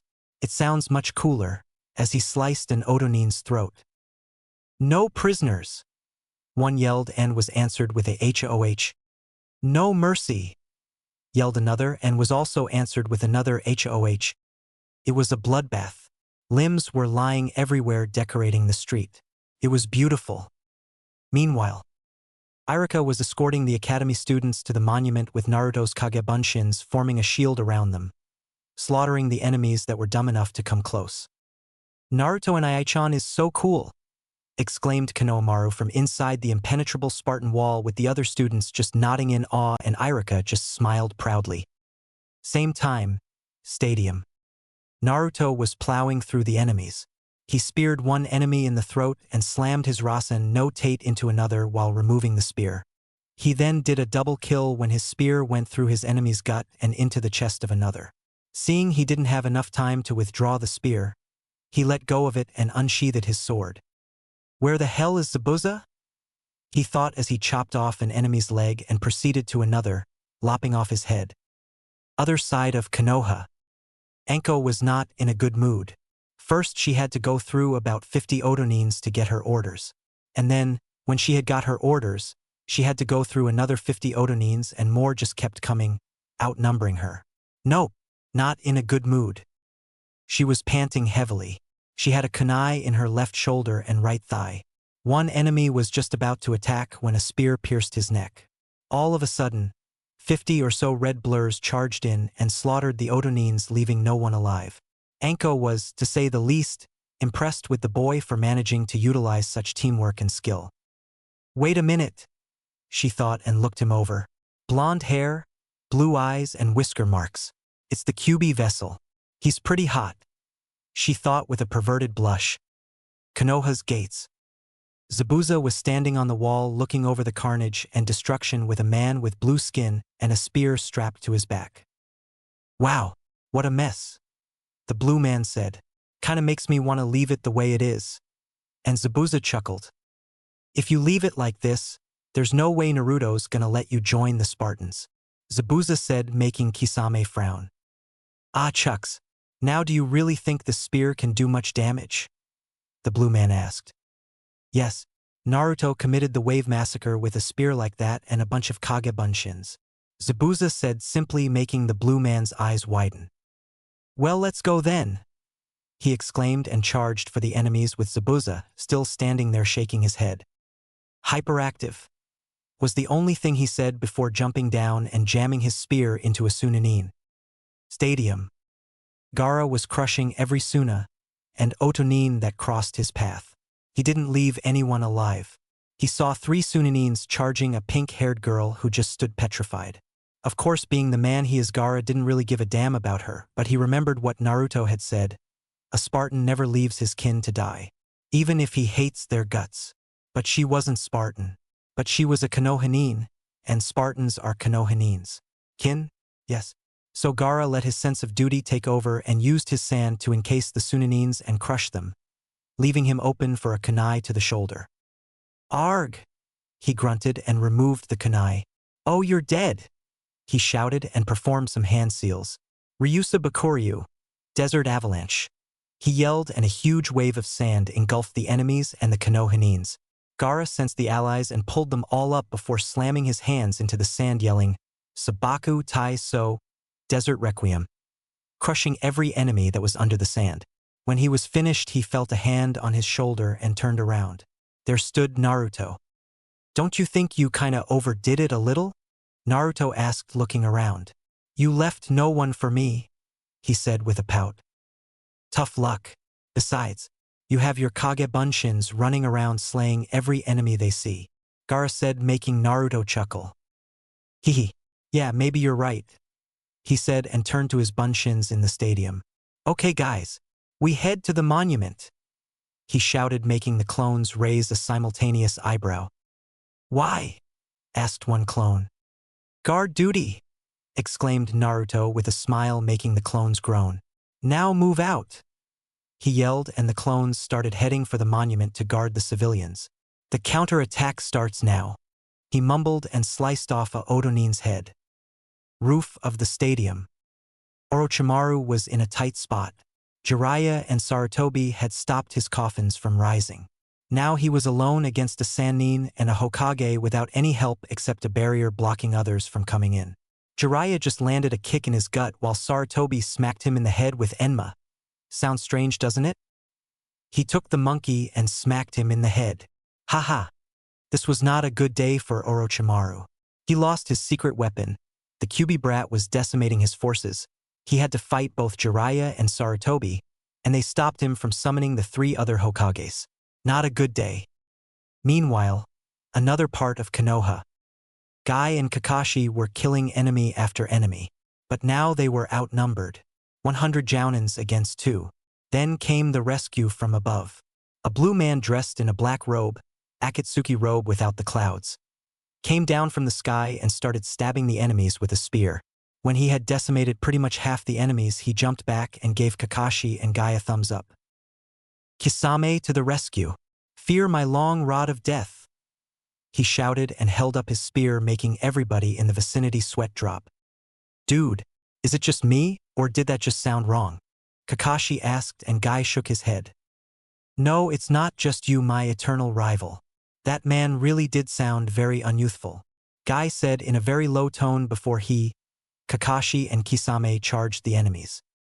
On top of the monument, Naruto had just sliced through an Otonin, and there was one left at the edge. Guess what's gonna happen? Naruto walked up to him and held his sword at the Nin's throat. Why, you're insane! He stuttered, and Naruto could make out the distinct smell of urine oozing of him. Is that so? Aren't you the insane ones? You who come here trying to invade the strongest of the shinobi villages? Naruto asked with a raised eyebrow. We? Insane? No, no, no. We will come again. With more allies. Nothing will be able to stop us. The Nin said after taking a minute to muster up some courage. Naruto started laughing. Ha ha ha. Do you really think anyone will try to do anything against us after this slaughter? We knew you were coming. We let it happen to make sure that the other villages know not to mess with us. You've served your purpose, he said coldly. You're a madman, the Nin said with fear evident in his eyes. Madman? Naruto asked and got an angry look in his eyes. I am Spartan, he yelled and kicked the Nin off the cliff. I know that's not what happens in 300, but this FIC isn't called 300 now, is it? Naruto just stood there watching the Nin splat against the ground. No remorse. He looked at the village. Corpses were lying everywhere. He could see the shield around the roof of the stadium fall, and 5 figures jumped away from the spot. The invasion had failed. Naruto took a deep breath. Spartans, the enemy is retreating. Victory! He yelled, and a cheer of HOH roared from everywhere in the village, making the Konohanins go wide-eyed. So this is what it was like on the Spartan battlefields? Asked Kisame in wonder as he stood on a roof watching the monument. I think so, said Zabuza, who had landed next to him. Beautiful, ain't it? Yep. Next day, Spartan compound. Naruto was sitting in his office doing paperwork when Haku came in. Naruto-kun. A Hyuga Hayashi is here to see you, she said, making Naruto raise an eyebrow. Hayashi? Who the hell is that? He asked, and Haku shrugged. I don't know, but I think it's Hinata-chan's father, she said, and Naruto nodded. All right, send him in, Naruto said, and Haku nodded and left. A few moments later, Hayashi walked in. Good day, Hayashi-san, Naruto said with a small bow, which Hayashi returned. Good day, Naruto-san. I'm guessing you know why I'm here, Hayashi said, and Naruto nodded. I'm guessing this is about Hinata and me deciding to marry each other? Yes, I want you to know that I, personally, don't have anything against you, Naruto-san. But though I may call her weak, I still love my daughter, and her marriage to you can damage her reputation, Hayashi said, and Naruto calmly raised an eyebrow. Ho? Please explain. Well, I don't want my daughter to be labeled as a demon lover. I don't want her to receive glares and beatings, Hayashi said, and Naruto chuckled. Don't you think I already talked to Hinata about that? Or Haku? Or Kurenai? Or Temari? They don't care. And as long as they are Spartans, they shall be protected by me and the others. No harm shall come to them as long as I draw breath. Plus, the villagers don't seem to want to mess with me anymore. I don't receive glares anymore. The looks I receive are of fear and admiration nowadays, Naruto said, and Hayashi nodded. But are you sure she can be safe? He asked. Yes, no one will even lay a finger on her. Good. Now when is the wedding? Hayashi asked, and Naruto cupped his chin. I don't know. I don't even know if Haku has given her and Kurenai their tests yet, he said, and Hayashi raised an eyebrow. Tests? What tests? He asked, and Naruto started explaining about the Spartan marriage customs. When he was done, Hayashi nodded slowly. Naruto-san, there is another reason I came here, he said, and Naruto tilted his head to the side and raised an eyebrow. It has come to my attention that Kumo has started trying to obtain the Byakugan again, and I want our clans to create an alliance to try and scare them off. Okay, and what do I get out of this? Naruto asked. You'll get my full support on the council, Hayashi said, and Naruto nodded. Fine, he said. Next day. As Naruto walked through the compound, he was thinking about the battle from yesterday. His mind was swimming in the attack. It took him about 2 hours to get back from the overload when he dispelled the shadow clones. So today Naruto was going to take it easy. He decided no training for anyone in the compound. It was traditional after a battle that one was to rest one's body and mind. So he went to the onsen to soak his muscles. He went in and dropped his towel and sat down in the warm water and let it go all over his body, and he laid back his head and closed his eyes. Naruto did not notice a person come into the onsen, and when he finally noticed said person he heard something hit the ground and he was beginning to get a nosebleed. There stood Temari with nothing on her, hair let down, and she was beautiful. Scratch that. She reminded Naruto of one of the pictures of the goddess in the Spartan history book. Hello, Naruto-kun. Temari said coyly. Hello, Temari-chan. Naruto replied in a heavy voice. I'm not disturbing you, am I, Naruto-kun? I figured since the other girls had duties to do in the village that I could help you. I saw that you and your muscles looked very tense and I came here to give you a massage. Temari slowly lowered herself into the water and sat down and spread her legs, clearing a spot in front of her. Naruto-kun, come here and sit in front of me so I can take care of you properly. Temari called out to him in a seductive tone. Naruto moved to the spot in front of Temari and sat on the edge, and he felt arms pull him in tight, and then he felt her breast against his back. He just felt comfortable. Temari began to massage his shoulders, and every once in a while she would move her hand over his chest and would pull the water over his shoulders. Naruto's cock was getting hard from the breast on his back and the way Temari's hands felt on his skin. Temari-chan, your massage is making other muscles become tense and hard, Naruto said in a very deep tone. Well, I guess I'm going to have to take care of that, Temari said, and slid her body up until she was sitting on the edge of the onsen and pulled Naruto until he was lying on the ground next to the onsen, and Temari kissed him while she began to stroke his cock. Naruto was in heaven as he felt her tongue explore his mouth and his cock get the needed attention. I see that my hand massage is doing nothing to ease the stiffness. I guess I will have to try another technique, Temari said in her most seductive tone. Now Temari had talked to the other women in the house and she heard Naruto loved to eat pussy, so she was going to tease him a little. She got in position to take all of his manhood into her mouth by placing the two in a 69 position. It put the curvature of his cock to the curvature of her throat. She licked the tip and then the shaft. She then engulfed the shaft. She was thinking that the classes female ninja had to take to seduce men paid off. Luckily, she never had to do any of the things she learned due to her being the daughter of the Kazekage. She was able to get the whole length in her and did not gag. For Naruto, his eyes rolled back in his head. It was too much. None of the others could get him in all the way no matter what they tried, and this was new to him. He opened his eyes to see her shaven pussy wagging back and forth in front of him. He went to get a lick of it, and when he almost had it, she moved it slightly from his reach. Now this had two effects. Naruto was being denied, so it made him try harder, but it also forced his cock in her mouth further. Naruto kept trying before he finally snapped. He slapped her ass. Temari-chan, you move again and I will punish you. I want to taste that pussy, so bring it back and sit on my face, Naruto said in a commanding tone. Now she was a little shocked. She had heard about the Kurenai incident and she was a little curious about it, but to have actually just been slapped on the ass was something new to her, and she unconsciously moved back and did as ordered. Naruto was happy and said, "Good girl. I will give you a reward for behaving. But remember, bad girls are punished."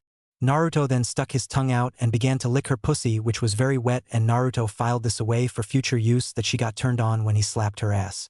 Naruto was in heavenly bliss. He was licking a pussy, and the owner of said pussy was giving him the best blowjob he'd ever received. Now Temari had finally come out of her shock. She had went on autopilot for a while, and now she had control again. She was going to bring Naruto down. She picked up her pace of her sucking and was now massaging his balls. Naruto felt her pace quicken, and he knew what she was trying to do. This was a war. A war for sexual dominance to see who would give in first. A war he was not about to lose. He made his licks deeper into her, and he focused some attention to her clit to help bring her closer. She retaliated and focused on his tip. She knew it was sensitive like her clit, and then it happened.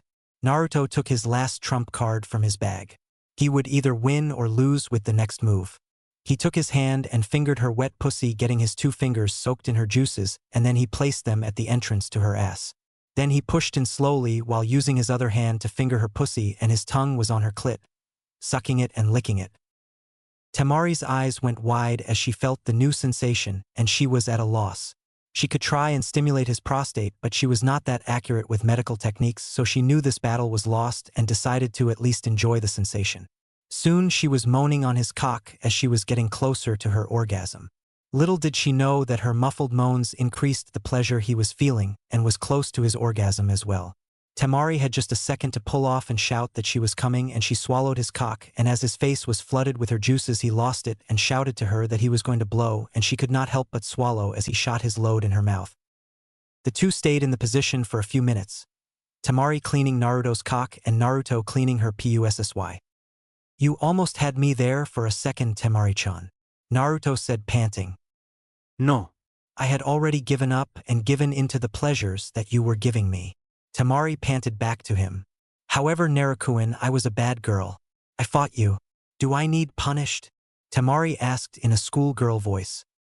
"Damn, you're as bad as Kurenai," Naruto said with a smile on his face as he knelt behind her. "I'm just following what you said. I was a bad girl and need to be punished," Temari said again with the schoolgirl voice. "Well then, are you ready, because you have caused me to become hard again and I feel like fucking that tight pussy of yours," Naruto said in a devilish tone. Naruto began to push his cock into her pussy, going slow until he felt that familiar barrier. "Temari-chan, this is going to hurt, so I'm going to push the rest of the way in and just stay there until you're ready." Ok. Naruto pulled out slightly and pushed in till he was buried in her pussy. Temari let out a scream of pleasure and pain. After a few minutes Temari looked back and nodded, and he was slowly pumping in and out of her, and soon he picked up his speed and was pounding her. The sounds of skin hitting skin were heard and her moans of pleasure were heard. Naruto then slapped her ass. "Temari-chan, I'm going to spank you until you come, so you better be ready." Naruto began spanking her alternating checks, and he was doing it as he pushed and then pulled out. Soon he had a rhythm. Temari could feel the orgasm build up, and it was going to be big with the sensation of being spanked added to him plowing her with that cock. Soon she was screaming and gasping for air as the orgasm approached, and she came as he brought both hands down and thrust into her. Naruto picked up his pace and was moaning as he came deep inside her. They collapsed into each other in a tangled mess. Naruto rubbed his hand over her ass as he pulled her into a passionate kiss. Next day, again. Naruto had married Hinata in the Hyuga compound and Kurenai in the Spartan compound. Now he was once again sitting in his office, fighting the evil called paperwork, when Zabuza came in. Oi, Naruto. "Jiraiya-sama is here to see you," he said. "Send him in," Naruto said, and Zabuza nodded. "Oh, Zabuza, give this paper to Kisame and get them to sign it," Naruto said and gave Zabuza the paper. "Is it for citizenship?" "Yes." "Well then, I'll let Jiraiya-sama in and give this to Kisame," Zabuza said and walked out of the office. Moments later, Jiraiya came in. "Yo, Gaki," he said and sat down. "What do you want, Ero-senin?" Naruto said, and a tick mark appeared on Jiraiya's forehead. "I want you to come with me to find my old teammate, Tsunade." "For what?" Naruto asked with a raised eyebrow. "Because Sarutobi-sensei has chosen to retire, and she has been elected as Hokage, and we're going to bring her back," Jiraiya said, and Naruto raised an eyebrow. "Really now? And why would I do that?" Naruto asked, and Jiraiya smirked. "Because Sarutobi-sensei asked you to do this for him," he said, knowing that Naruto had a weak spot for the old man. "Damn it," Naruto muttered under his breath. "All right, just let me finish my paperwork," Naruto said, and Jiraiya nodded. "We'll leave tomorrow," he said, and left the office. The next day, Naruto and Jiraiya were walking into a small lodging town where they would spend the night. Naruto was thinking about the invasion. No matter how much he tried, he couldn't feel remorse for slaughtering all those Odo and Tsunanins. Meh, they had it coming, was his conclusion every time he thought about the battle. "Oh, this place looks nice," Jiraiya said and pointed at a building that looked rather expensive. "Yeah, it does," Naruto said as they walked in and rented a room for the night. Just when Jiraiya had paid for the room, a really beautiful woman walked past the doorway and winked at Jiraiya and walked away. Needless to say, he shot after her with a speed that could rival Sonic the Hedgehog. leaving Naruto to go up to the room and meditate. Naruto's mind. When Naruto had entered his meditative state, he ended up in front of the Kyuubi's cage. So, you're the Kyuubi, huh? Naruto asked lazily with a raised eyebrow. Yes, I am the almighty Kyuubi no Kitsune, Kyuubi exclaimed with his head held high with pride. Almighty, huh? So that's why you're stuck in this seal? Naruto asked, making Kyuubi's eye twitch. Shut up. It wasn't a fair fight. Your yandame used a jutsu to summon the Shinigami. He's even stronger than me, Kyuubi roared, making Naruto cover his ears. Christ! Stop shouting. I'm right here, Naruto said. And I can see two things wrong with what you said. One, you said it wasn't a fair fight. Then how fair was it before the Shinigami was summoned? That's just plain bullshit. And two, you said that you're almighty. Yet you say that the Shinigami is stronger than you. That just doesn't add up, Naruto said, and the Kyuubi was speechless. He, the king of the Bijus, was owned by a puny mortal. He opened his mouth to say something but closed it when he couldn't think of anything to say. Then he just mumbled something about puny mortal wise ass and went to the back of his cage to sulk. So what did you come here for? Kyuubi asked from the back of his cage. Nothing, just wanted some company while Erosenin was chasing after some girl. And just as Naruto said that, he heard a distant knocking. You better go back to the world of the Kanzius brat. Somebody's at the door, Kyuubi said, and Naruto nodded. Alright, see you later, Q, Naruto said, and the Kyuubi growled. Don't call me that. You shall address me as Kyuubi-sama, you little shit, he shouted, but was disappointed to see that Naruto had already left. Real world. Naruto got off the bed and walked over to the door. This is what happens when you don't get two keys, Erosenin, he thought as he opened the door. To his surprise, there were two men standing there in black cloaks with red clouds on them.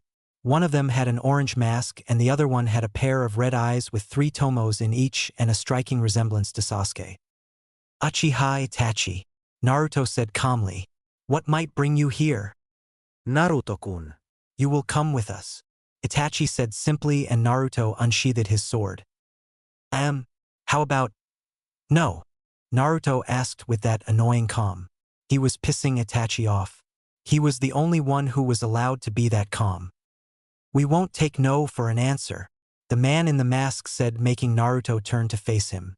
Yo, I'm Toby, the man said in a cheerful voice, and Naruto was just about to plunge his sword into the man's chest when a shout of Itachi was heard, making all three of them turn to see Sasuke.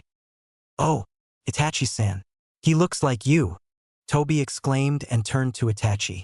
Relative of yours? He's my little brother, Itachi said, and Toby gasped. Ah, yeah.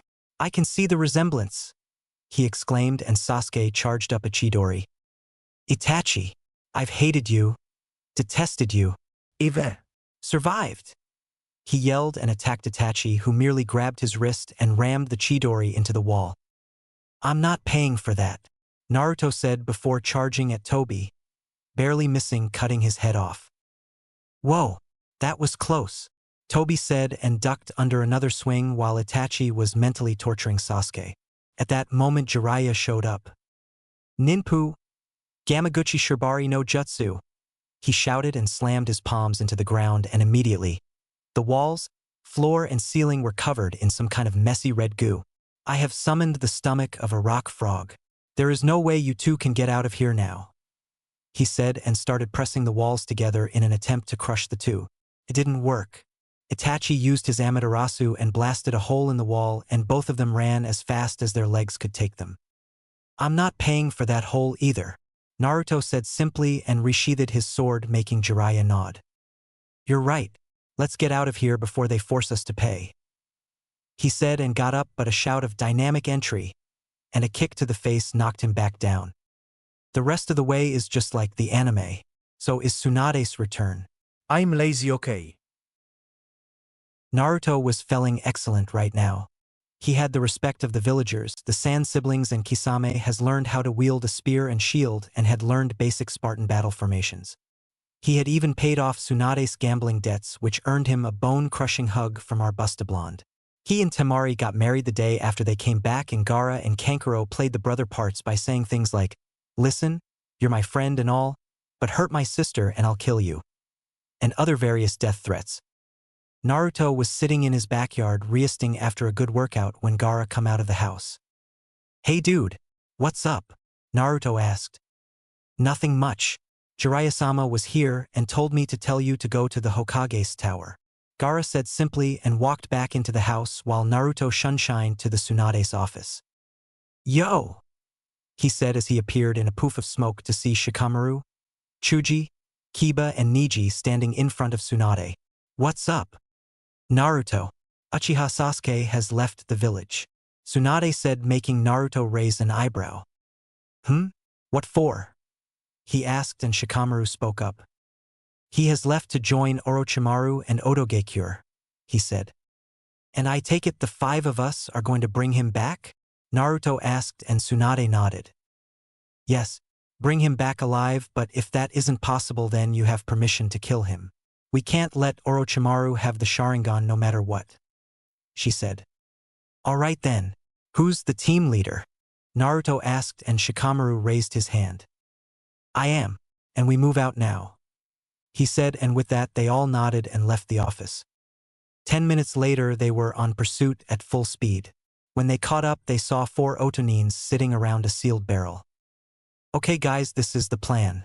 Naruto, you go face them head-on with your Kage Bunshins. Kiba and Niji attacks from the sides while Chuji and I sneak up and Chuji snatches the barrel and I attack from behind," he said, and Naruto raised an eyebrow.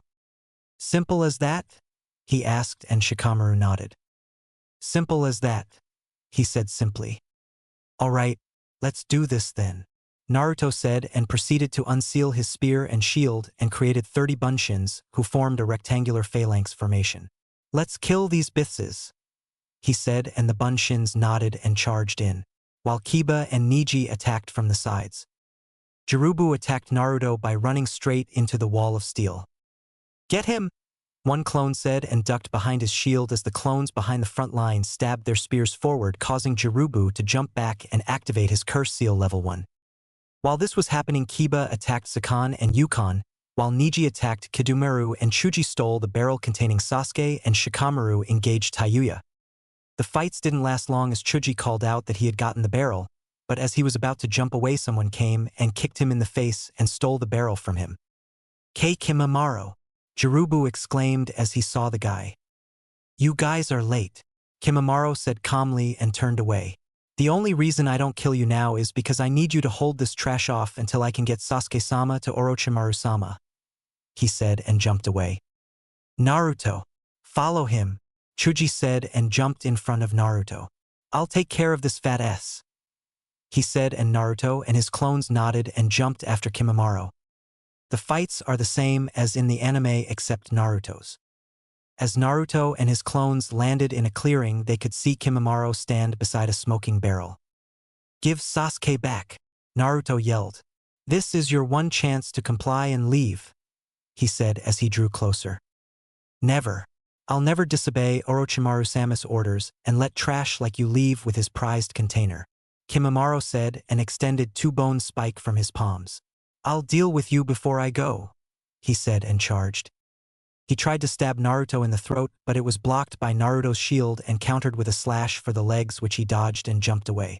After exchanging a few blows, the barrel started rumbling for a minute until the seals on the lid came off and Sasuke jumped out. When he came out, his hair or skin didn't look the same. Both had a strange shade of purple before reverting back to normal. When he was back to normal, Sasuke jumped away from the sight. "Sasuke!" Naruto yelled and blocked and countered yet another stab before a Grenblur came in and kicked Kimimaro in the face, sending him flying a couple of feet. "Lee, aren't you supposed to be recovering from surgery right now?" Naruto asked, and Lee nodded. "Yes, I am. But I couldn't just stay in bed while you people were out here fighting," Lee said, and looked at Naruto. "Go and get Sasuke-san, Naruto-kun. I'll handle this unyouthful fiend," he said, and Naruto nodded and proceeded to follow Sasuke. When he finally caught up, he was at the Valley of the End with Naruto standing on Shodai Hokage's head and Sasuke standing on Uchiha Madara's head. Just when Sasuke was about to jump away, He stapoed when he heard Naruto shout. Are you running away from me, Sasuke? Naruto asked, making Sasuke turn around. Running away? From a dope like you? Ha! Don't make me laugh, Sasuke said. Then why won't you fight me instead of running? Naruto asked and Sasuke smirked. It's because I don't want to waste my time on weaklings like yourself, he said, and Naruto unsheathed his sword. You're coming back to Konoha, Sasuke, dead or alive, he said, and Sasuke let out a laugh. Ha! The village worships me. Do you really expect me to believe that they would let you kill me if you could? He asked, and Naruto smirked. Of course. Tsunade Oba-chan gave me permission to kill you if you didn't come peacefully, he said, and pointed his sword at Sasuke. So what's it gonna be? Dead or alive? He asked, and Sasuke smirked again. You are the one going back dead. I'm going to Orochimaru after I kill you, he said, and jumped over to Naruto. When he landed, he tried to punch Naruto in the face only to be smacked away by the shield. See that, Sasuke? If you would have had your Sharingan activated, you would have been able to dodge that. Without it, you're nothing, Naruto said, and Sasuke started to get angry and activated his Sharingan. Shut up. I'll kill you, he shouted and charged a Chidori and attacked only to have Naruto block it with a wind-powered shield, making Sasuke and Naruto fly back from the resulting explosion. Then what about you? Without that shield, you are nothing, Sasuke said after getting up. Oh really? Naruto asked and threw away his shield. We'll just see about that. And with that, he charged Sasuke, trying to slice his head off only to have Sasuke duck and kick Naruto in the gut. Unfortunately for Sasuke, the kick didn't even faze Naruto, who in turn kicked Sasuke in the face, sending him rolling away. That stung a little, Naruto said, trying to make the Uchiha lose himself to rage. Successfully, I might add. Sasuke became pissed off and charged another Chidori, which was intercepted by a wind-covered slash from Naruto. The sword cut right through the Chidori and into Sasuke's arm, cutting half of it off. Next thing you know, Sasuke was on the ground rolling around holding his stump while screaming bloody murder. After a few strings of curses that would put a sailor to shame, Naruto grew tired and knocked Uchiha out with a blow to the neck. He then picked up Sasuke's limp body and started heading back to Konoha when Kakashi showed up. How is he? He asked. Knocked out and missing one arm. Other than that, he's fine, Naruto said calmly and walked away. You coming? He asked and jumped away, followed by Kakashi. When he got back, he immediately went to the hospital to check up on his teammates. Neji and Chuji were in a deep sleep to recover from their injuries. Shikamaru just had a broken finger and was walking around, while Kiba suffered from a stab wound to the stomach. Naruto walked into Kiba's room and asked to hear about his fight. When Kiba was done, his sister came in with Akamaru, who just came from the veterinary office. He's suffering from 2 broken legs, but other than that he's fine, she reassured Kiba with a smile, who sighed in relief. Naruto then walked up to pet Akamaru and lean in to whisper. You did a good job today, Akamaru. Kiba should be proud. He whispered and got up. Get well, Kiba. See you later, he said, and walked out, leaving a blushing Hana and a shocked Kiba. Why shocked? First, Naruto praised Akamaru. Nobody outside the Inuzuka clan has ever done that. Second, Hana was checking him out. That was the Spartan? Hana thought with a blush. According from what I've heard from Kurenai-san, he's pretty good in bed. Big too. And he doesn't just treat dogs like dogs. Maybe I can pull him into one of the closets in here and that's all I'm gonna tell about her thoughts. Dirty, dirty woman. The next day, Naruto was walking down the streets from the Hokage's office. He was checking in to make sure the paperwork for Kisame was going through okay, and that is when he was tugged into an alley. He was pushed against a wall and pinned there by kunai. I really thought this was going to be harder than it is after seeing you in battle and hearing from Kurenai how strong you were. But all I am interested in is what that little speedo you have contains, Anko said in a sweet voice. Well, Anko-chan, first rule of combat. When in a battle, assess the situation, and from what I can tell, your assets are very nice, Naruto replied with a foxy grin. I have you pinned in a way I can do anything to you, and you make jokes like that, Anko said in a more dominating tone. Well, second rule of combat, Anko-chan. Never take your eye off the target, Naruto said in a calm manner. Anko quirked her eyebrow at that, and then she felt the cold steel at her neck. You followed me from the Hokage Tower the minute I left. I'm no fool. I was watching the whole way here, and when you took your eyes off me at the dango shop, I replaced myself with a clone. Damn, you are good. I only let my eyes fall from you for a second. And on the battlefield, a second is all it takes to turn a victory into a defeat. Now on to why you wanted to pin me to a wall in a dark alleyway, and then make comments about my dick in the first place. Then again, my nose tells me you are as wet as a bitch in heat, he said, making Anko blush a little from getting caught. Well, Kurenai is my best friend, and she told me about the pleasure you give your women from sex. And after seeing you in battle dash, Anko started, but was cut off as Naruto moved his head to whisper in her ear. You wanted to feel a throbbing hard cock of the Spartan king in your pussy, Naruto said in a deep sensual way as he used his free hand to massage her breasts. Yes, I wanted to feel it in me so bad, Anko moaned out. Well, I don't give out free rides. The cost is kinda high. What you are charging now? Anko asked in a slight disturbed voice. You could say that the price is your life. You agree to be my bride and pledge your loyalty to me and my clan. And you can ride the cock of the Spartan king anytime you want, as long as I'm not with another wife, unless they agree to let you join in. I agree, Naruto. Now fuck my wet pussy with that big cock. First you suck it and get it nice and wet and hard for me, then I'll fuck you with it, Anko-chan, Naruto said as he pushed her to her knees. She slid his speedos down to see the throbbing cock jump out at her. Anko placed a kiss on its head as she used a hand to massage his balls. She slowly started to take him in a little at a time, and she was staring straight into his blue eyes, never breaking contact with them. She finally had him in her mouth with his cock down her throat. She was unable to breathe, and she slowly removed his cock, but his hand held her head there. Anko began to worry. She could not move. Her body was in no position to fight, and he had the power. She was beginning to wonder what he was doing, and then he released her to remove the cock from her throat. Lesson 3, Anko-chan. Keep your head in the heat of battle. Naruto chuckled at the bad joke. Anko continued to suck his cock. Bad joke or not, he had a huge cock and she wanted it. She worked his cock in and out of her mouth. Every once in a while she would just suck the head and use her tongue like she was licking a lollipop, and she was tasting the pre-cum that was coming out, and that only excited her more. She was now squatting in front of him, using one hand to rub her clit and the other massaging his balls. Naruto wanted to come in her mouth so bad, but he decided he was going to fuck her pussy and fill it with his cum. He reached down and grabbed her and slammed her into the wall. Anko got a look in her eye. She was taken over with lust. Not only was he hung like a stallion, but he was giving her rough sex, something she loved, and not most men would do this. She then felt herself being lowered on the wall to where he was holding his cock. He rubbed up and down her slit, and then he rubbed it on her clit. She tried to force herself onto his cock, but his grip was too strong, and he held her there, teasing her. She was moaning, and he loved it the way she looked as her eyes begged him to fuck her till she was unconscious, and he was damned if he was not going to at least try. In a swift motion, he shoved her down on his cock. Her legs, out of instinct, wrapped around his waist and locked onto him. She was being ferociously fucked in this alley. Her mesh shirt that covered very little was ripped off of her, and he was presently sucking on her nipples. This only caused her moans to become louder. Naruto had to shut her up before Anbu showed up from the commotion she was causing. He looked around and found a kunai on her, and it had a leather handle. He put it in her mouth and put his head next to her ear.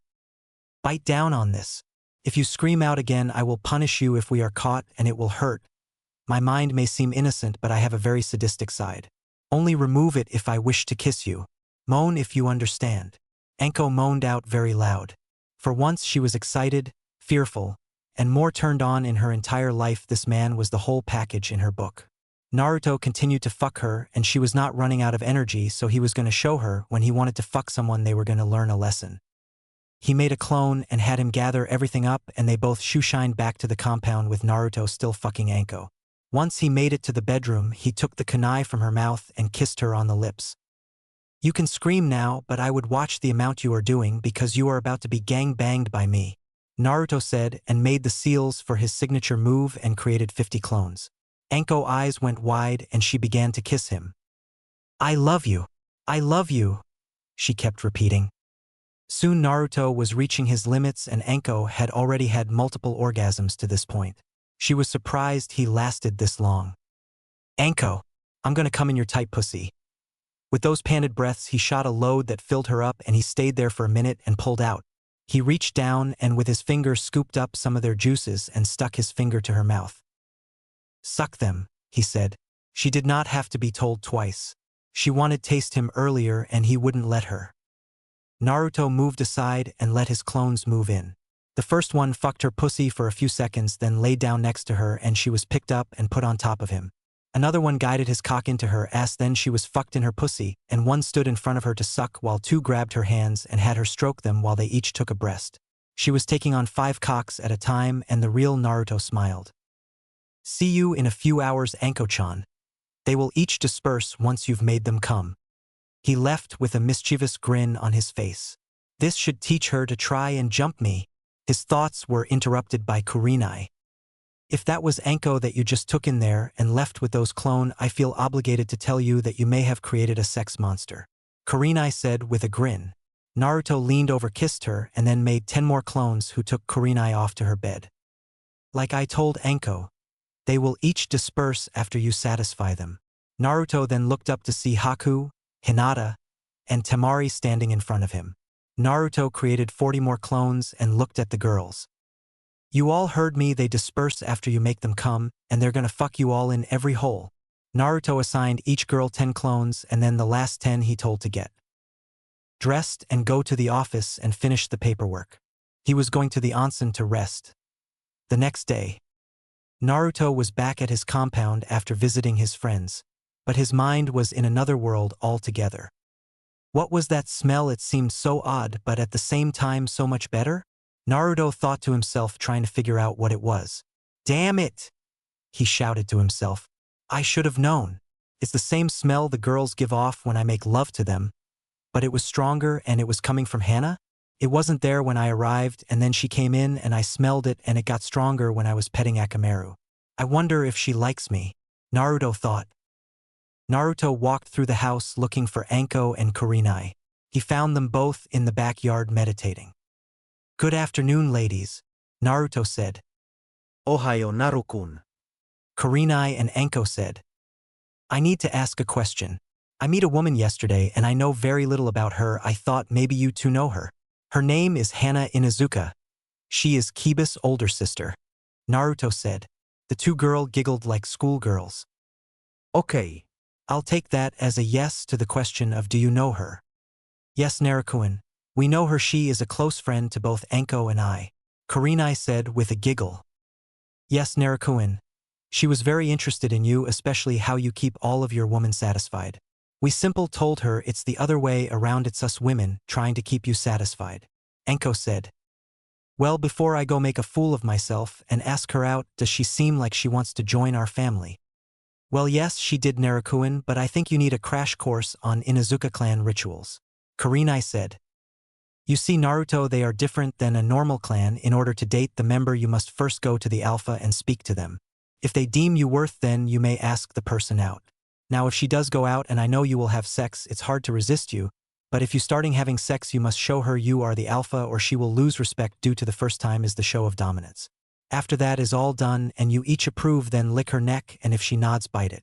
Anko said simply. This is the mating mark in the family. She will in return give you the mark to show you are her mate, Kurenai said. So basically go over, talk to Tsum, and if she approves of me, talk to Hana, take her out, which will most likely end up with us having sex, then dominate and bite her? Naruto asked with a raised eyebrow. Yes, Naruto-kun, that is exactly right. They both answered in unison, scaring Naruto a little. Now that's just plain creepy, he thought. Okay, if she joins, remind me not to allow her to get near the clan ritual laws, Naruto said. Naruto decided to wait a day to go see her, and the next morning Naruto got up and got dressed into his official Spartan formal wear, basically a toga. He then proceeds across town to the Inuzuka clan compound. He reached the compound and asked to see Tsum. Ah, Naruto-san, what do I owe the pleasure? Tsum said in a formal way. She had met Naruto before and he had just worn his Spartan battle uniform. However, she had noticed a more formal dress today. Tsum-san. I have come to speak to you about your daughter Hana.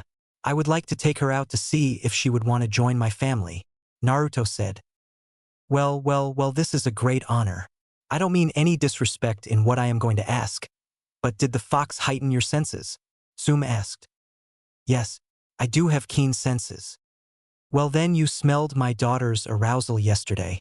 The Inuzuka clan has genes that let off pheromones when we go into heat and she entered it yesterday.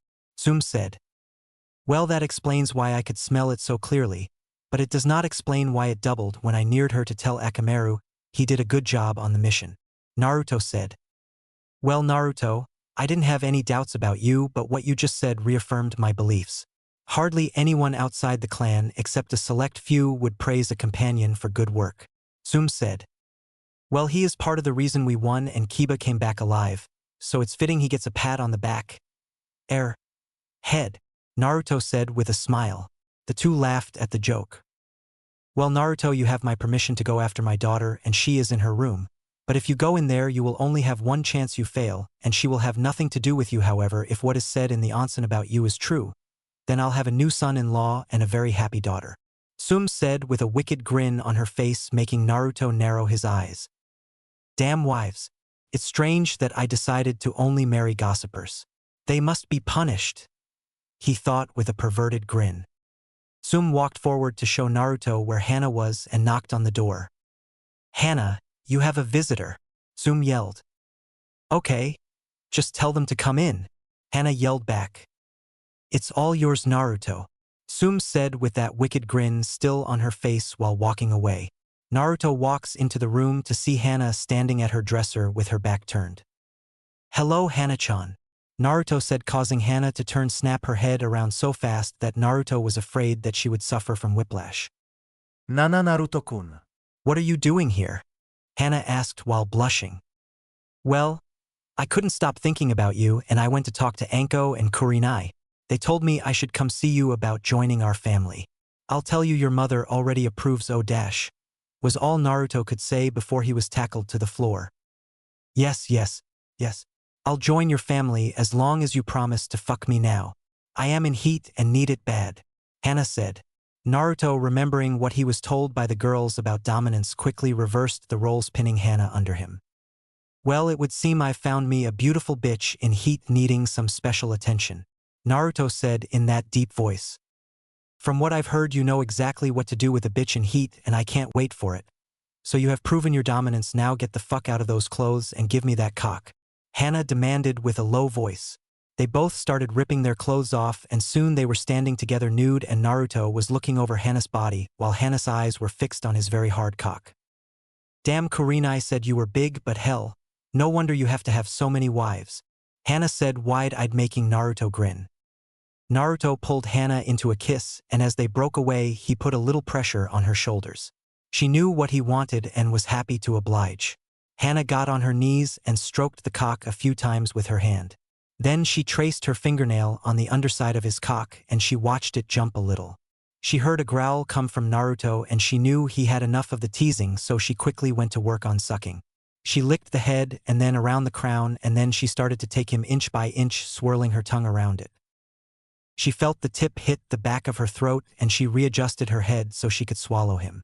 For Naruto, he was in heaven. He loved all of the women in his life, but there was something about the older ones that just made it where they could please him so much more. He made a mental note to have a class to teach all of the other sexual techniques. Now Hana was loving this. She loved the fact that she was going to have this cock in her and she wanted this to be memorable for Naruto. Then the idea hit her. Hana removed herself from his cock, stood up, which she received a growl from Naruto for, and then she made an all too familiar hand seals. There stood two other Hanas. One moved to the ground and resumed where the original left off. Well, I guess it is time to have some fun, Hana said, pushing Naruto back onto her bed. The Hana sucking his cock did not miss a beat, and when he was flat on his back, the real Hana kissed him one more time before straddling his face. Be a good boy and lick, she said. Now normally Naruto was the dominant one, but he loved to lick pussy, and he would have his revenge when he fucked her. Naruto began by sucking on her clit and this made her moan and she just told the clone to suck faster. So this is a battle of who will come first. She doesn't know who she's messing with. Naruto thought with a smirk. Naruto went to form the seals to make shadow clones. There will be none of that. I am going to have the advantage this time. This is my test, my sweet Naruto. You have to make me come before you, and I will not make it easy for you. If you pass, I will become your wife. If not, then you'll never get a chance at me again. Hana said simply. Naruto decided he was going to make her come so hard that she would see stars, and then he was going to fuck her. Hard. He began to lick her pussy. He was shoving his tongue all the way up as far as he could get it. He swirled it around inside of her, and then he went back to working on her lips and then her clit, sucking on it and dragging his teeth on it. Hana was constantly moaning. She had never felt this before. He was driving her wild. He was working on all of her pussy, and he kept changing the order to keep her from getting used to it, and then there was the fact he could have easily made her come by just licking and sucking her clit. No, he was torturing her. The second clone had been licking Naruto's nipples up till she heard her new orders. Get under the other clone and lick his balls. I want his cum. Hana ordered through her moans of pleasure. Soon Naruto was feeling a new sensation, and he knew that no matter what he was not going to last long, so he was going to have to give Hana the release she wanted. He started to work on her clit, sucking on it, using his tongue to tease it. Hana knew it was the end, and she just screamed, "I'm coming, Naruto." At this point, Naruto was lost to the world. He had gotten the taste of her release and was greedily lapping it up as it ran out. Soon he moaned into her pussy as he shot his load. He was so busy licking her that he never felt the clone leave his cock as the real Hana finished him off. Soon Hana found herself laying on the bed with Naruto over top of her. He made the symbol for shadow clones, and soon 12 clones were standing there. 2 of you come here and each one take a breast. The rest split into 2 groups of 5 and take a clone, pleasure her until she disperses. You can do anything you want, Naruto commanded. As the clones moved to the sides of the room, it became very apparent that they were going to fill every hole Hana had, and she paled at the thoughts that would come back to her. I'm not one to be dominated easily, Hana, so now when those memories will come back and will be a good reminder of why you don't want to play games with me, he told her with an evil gleam in his eye. Naruto bent over to kiss her and whispered, "But I'll be gentle with you. For a while." Hana was glad about this because she was wet but knew his size was going to hurt at first. Soon Naruto was slowly pushing his cock forward into her tight, wet pussy when he felt the barrier. God, he loved virgins. It felt like when he did this he made a connection with them. Soon he was all the way in her, letting her walls get used to the size. He leaned down and kissed her passionately. Naruto, you feel so good. Ah! I'm coming. Hana screamed the last part. Naruto, for his point, was trying to figure out what caused it when he got his memories from his clones that made him hornier. So that's it. Since I have the QB in me, the clones just make my emotions stronger, but for a normal person it makes them succumb to the emotions. That's what caused Hana to come, Naruto thought with a small smile. Naruto began to move his hips, thrusting in and out of Hana in a slow, steady movement. She was in a state of bliss. She had not come down from the climax, and his clones were sucking her breast and exploring her body with their hands. He could hear the other clones and grunts and moans, and he decided to try and speed up his own thrust. If he could time this right and get her and the clones to come at the same, dispersing the clones, then she would have one hell of an orgasm. So with his new plan in action, he began to thrust into her, speeding up. Soon he could hear her moans and then the words, "Fuck me harder, harder. Show me what a Spartan can do." Hana screamed out. Naruto was pounding into her. His cock was getting close, and then he heard a muffle from the corner and knew he had to get her off soon, and he reached down to massage her clit. She was thrashing her arms. He knew she was almost there, and then she was screaming, "I'm coming." As she started her orgasm, he looked to see if the clones were still there, and hers just dispersed as he turned, and Hana's orgasm doubled. Naruto continued to fuck her, and her walls were clamping on him tight, and he gave in, filling her with his seed. Naruto fell on the bed next to her and kissed her. Hana just snuggled into his arms. He then remembered the last part of the ritual.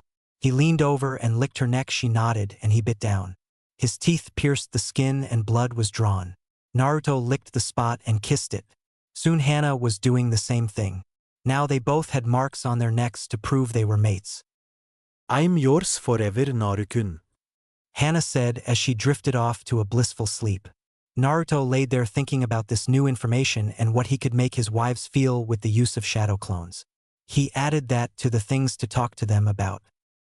The next day, Naruto walked into his house with Hana, introducing her to everyone and sticking Gaara to showing her around the house while Naruto talked to his Kurenai and Enko. "Okay," he said and looked them dead in the eyes. "Who's the one who's been gossiping about me in the local onsen?" he asked, making Kurenai and Enko look at each other nervously. We both did," Kurenai said with a nervous chuckle. "Did we do something wrong?" she asked in an innocent tone. "Yes," Naruto said. "And you must be punished," he said and walked away. "Tonight," they heard him say, "and that gives me an opportunity to try the clone trick again," he thought while letting out what the girls could clearly make out as a perverted giggle. "Oh, that kind of punishment," Enko said in realization. "I wouldn't mind talking about him in the onsen if that's the kind of punishment I'll get," she said with a perverted grin as they went back to their training session. 2 weeks later, Naruto was sparring with Gaara when Jiraiya came to the training grounds. "Oi Gaki," he yelled and waved. "What are you doing here?" Naruto asked and sat down with Gaara and closed his eyes. "I want you to come with me again," Jiraiya said, making Naruto open his eyes again. "Where to?" he asked. "Around," was the simple answer. "I want to take you on a 2-year training trip," Jiraiya said, and Naruto closed his eyes again. "I refuse," he said, simply making Jiraiya's and Gaara's jaws drop. "Why you what?" Jiraiya asked wide-eyed. "Who would refuse going on a training trip with a Sannin?" "In case you haven't noticed, I have a clan to run," Naruto said with his eyes still closed. "So what happened to Sasuke?" he asked, hoping to change the subject. "The council has voted and he has been sentenced to death for treason," Jiraiya said, making Naruto crack open an eye. "Oh, but what about the almighty Sharingan? It'll disappear when he dies. Or are they going to freeze some of his swimmers?" Naruto asked, and Jiraiya nodded. "That's what they planned, but most of the council thinks that the Uchiha bloodline is too corrupted. They've decided that Konoha will do without the Sharingan," Jiraiya said. "But seriously, why won't you come with me?" he asked, and Naruto held up his hand and started counting on his fingers. 1. I have a clan to run, like I said. 2. We can just as well train here. 3. You'd probably spend most of the time peeping rather than training me. The only reason you want to take me away from Konoha is because Akatsuki is after me, and I think I would be a lot safer here in my clan compound," he said, and Jiraiya tried to object but couldn't think of anything to say. Every time he opened his mouth, he closed it shortly after. "Fine," he said after a couple of minutes. "We'll train here. I'll come over at 8 a.m. tomorrow." And with that, he walked away, all the while grumbling about smartest blondes. When he was gone, Naruto raised an eyebrow. Didn't think he would give up that easily. "He must be as dumb as he looks," he said, and walked back into the house, leaving a stunned Gaara, who followed shortly after. 2 years had passed since Naruto started training with Jiraiya. Naruto had started acting more like a king, his subordinates had started acting more like subordinates, and his wives had started being more formal around him. Naruto walked through the village, heading towards the Hokage's office. "Tsunade-sama," he said as he entered the office. "I need to talk to you." "Oh," Tsunade asked with a raised eyebrow. "About what?" "My second in command, Zabuza, has let me know about a spy trying to get into my clan estate, but getting caught by your ANBU just as she entered the premises. My question is, what are you going to do about this spy?" Naruto asked, making Tsunade sigh. "It seems that the spy was Yamanaka Ino, heir to the Yamanaka clan. She claims that she just wanted to see what it was like in your clan, though we think that she's lying." "Has there been an interrogation?" Naruto asked, getting a shake of Tsunade's head. No. "I'm afraid there won't be either. Yamanaka-san is a clan heir. As much as I want to, there can't be an interrogation."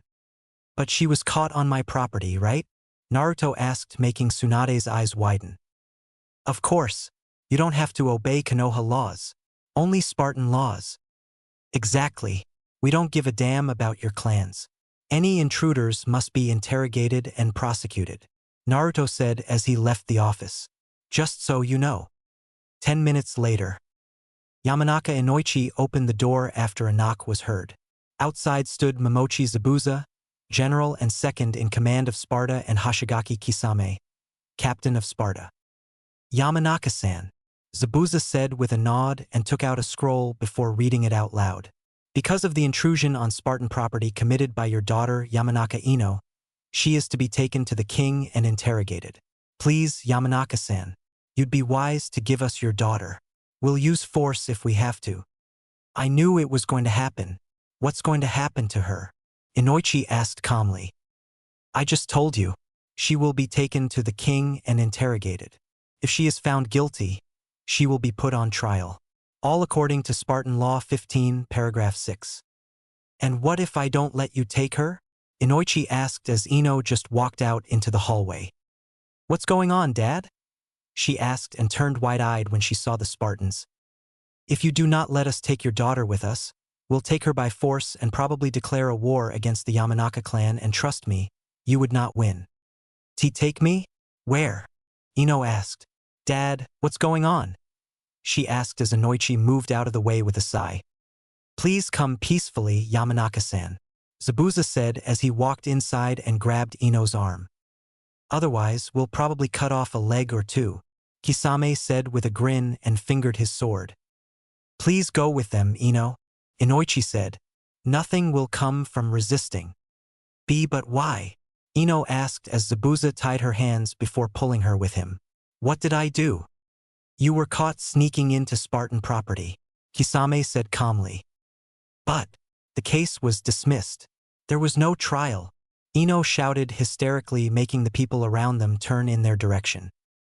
The case was dismissed in Konoha, where you have political strings to pull. In Sparta, you have committed a serious crime, Zabuza shouted, silencing Ino. We will take you to the king, where you'll be interrogated. Naruto was sitting in his chamber alone when Ino was suddenly pushed into the room by Zabuza. Zabuza pushed her down on her knees as Naruto walked up to her. Thank you, Zabuza. You may leave, Naruto said, getting a nod from Zabuza, who left the room. Yamanaka Ino, do you know why you are here? Yes. And what do you have to say in your defense? Why were you here? I just wanted to see how you people were living. I've heard so much about your greatness and everything, so I thought that I might go check out what was so great, Ino said in her most truthful tone, making Naruto laugh. Liar, he said with narrowed eyes. Now tell me, why were you here? If you wanted to see how we live, you would have come during the day, not during the night when everyone's asleep. What were you trying to steal? I wasn't trying to steal any. Ino started but stopped when Naruto placed his sword against her throat. If I hear one more lie coming out of your mouth, I will cut off your lips and your tongue, Naruto growled, making Ino gulp. Now let's try one last time. What were you trying to steal? Naruto came out of his chamber with a sigh and put on his cape. He looked at Zabuza. She was trying to learn our fighting style, he said, making Zabuza go wide-eyed. That deserves the death penalty, my lord. No, Naruto said and started heading out. We can't show ourselves too offensive against the clans of Konoha. If we show lenience against her crime, Inoichi-san may be thankful enough to also show us his support in the Konoha Council. So we're letting her go? Just like that? Naruto stopped and looked at Kurenai, who was looking at him from the doorway to the dojo. He hated showing his need for violence in front of her, but she seemed to have taken in the Spartan spirit because she shook her head. No, Naruto said and turned around. Take her down to the dungeon. Give her 20 lashes. Yes, my lord, Zabuza said and headed into Naruto's chamber. So, where are you going, my lord? Kurenai asked as she walked up to him. I'm going to have a little talk with Inoichi-san to see if she was acting on orders, Naruto said and started heading for the exit. Tell Zabuza not to do anything until I come back. I can assure you, Naruto-dano, Ino acted alone. My clan had nothing to do with that, Inoichi said as Naruto sat in front of him and his wife. Yamanaka-san, the penalty for trying to learn our fighting style is death, Naruto said, making the two's eyes widen, and Inoichi was about to protest when Naruto held up his hand to show that he wasn't done. Now, I haven't sentenced her to death. We're not savages, as you may think, since you constantly oppose us in the council, Yamanaka-san, even though we may come with tips on how to improve Konoha's defenses. This time, she only gets whipped, but if she does anything to violate our laws again, she will die. Vous vipet. Yamanaka Kane asked with wide eyes. What do you mean? I mean that she will be whipped 20 times for her crime, a light punishment if you think about her crime. We may not be savages, but we do have our laws. Crimes need punishment. It's either that or a week of slavery, obeying our every command. Every command? Inoichi asked, making Naruto look at him. As in, if my soldiers wish, Naruto said and put a hand on his chin. So, I think 20 lashes is a pretty light punishment. The wounds she would receive from the whipping would leave scars, of course, but not as deep as the scars she would receive from slavery. He said and got up. I have said what I came to say. Now if you'll excuse me, I'll have to tell Zabuza not to issue the whipping. She'll become a slave, as per her parents' request. No.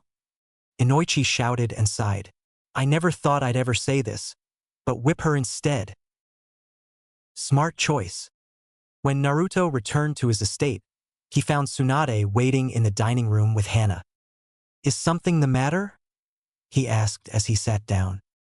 No. Hana said and got up and gestured for Tsunade to do the same. I've just been keeping Tsunade-sama company. She seems to have something for you. Oh, Naruto asked and looked at Tsunade. And what might that be? Tsunade handed over scroll labeled Naruto. Sarutobi-sensei gave me this. It's from your mother. Naruto opened the scroll and read it. My son. Sparta lies in ruins. You need to build it up to its former prosperity. The council decided a long time ago that should Sparta fall, one needed to be able to rebuild it. They hid the schematics for every single building in Sparta deep in the dried well of death, where they were sure that no live man would find them. You need to climb down there and get them. Raise Sparta to its former glory. Live well and die with honor, my son. Naruto looked at Tsunade. I need to go see the ruins of Sparta. Of course. Shall I arrange an escort or will you take your own warriors? Tsunade asked, getting a shake of Naruto's head. I'll take my own warriors. Hana, he said and turned to his wife. Go down to the dungeon. Tell Zabuza to issue the punishment and then tell him to bring Kisame to the front gate. Yes, my lord, Hana said with a bow and headed out of the room. What punishment? Tsunade asked. Yamanaka Ino. So, what kind of punishment did you give her? 20 lashes with the whip. A light punishment for trying to learn our fighting style without permission. 5 days later, Naruto, Zabuza and Kisame arrived to the ruins of Sparta. I never thought I'd ever see this place, Kisame said looking around. Same here, Zabuza said making Naruto look at the two. But you two were missing Neens. You could have come here any time you wanted. We were not Spartans, my lord, Zabuza said. No one but a Spartan is allowed to enter Sparta without permission. But, my lord, I've been thinking, Kisame said with a sigh. Zabuza and I, we're not Spartans by blood. How are we supposed to help populate Sparta? They had just gotten to the well that was designed so you couldn't even stick to the walls using chakra. Naruto gave Zabuza a rope and got ready to climb down. You're Spartans by paper and spirit. That is enough. You two have become close friends of mine. I'm positive that your children will be as much Spartan as my own, he said and started climbing. He's a great man, Zabuza said with a chuckle. If I'm going to die somewhere, it's by his side on the battlefield. Yeah. When Naruto had gotten 30 feet into the well, he lit a torch and threw it down because of the darkness. He had a long way to go. My lord, Zabuza shouted after 10 more minutes of climbing.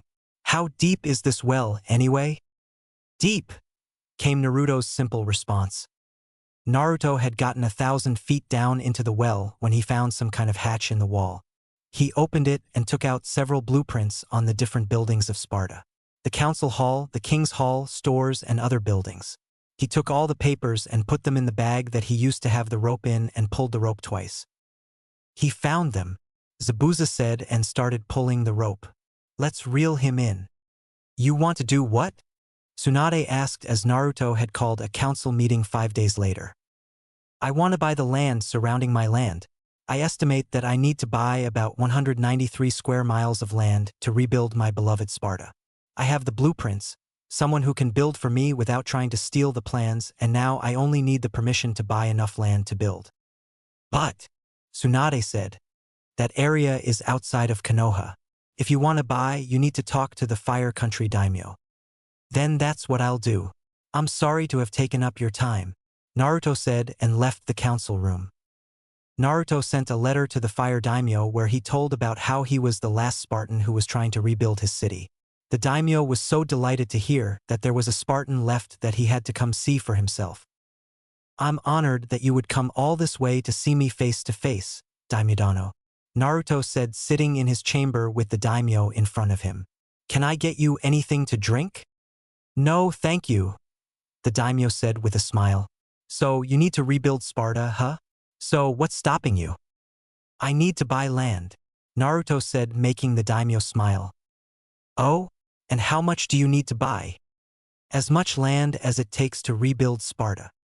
The daimyo put a hand on his chin to think for a while before smiling. I have an idea. How about we trade? Trade? Naruto asked, not really understanding the question. You give me the land that the old Sparta stands on, and I'll give you the land here where the new Sparta will stand. It's just a small change of locations, really? The daimyo said and smiled again when he saw Naruto start to protest.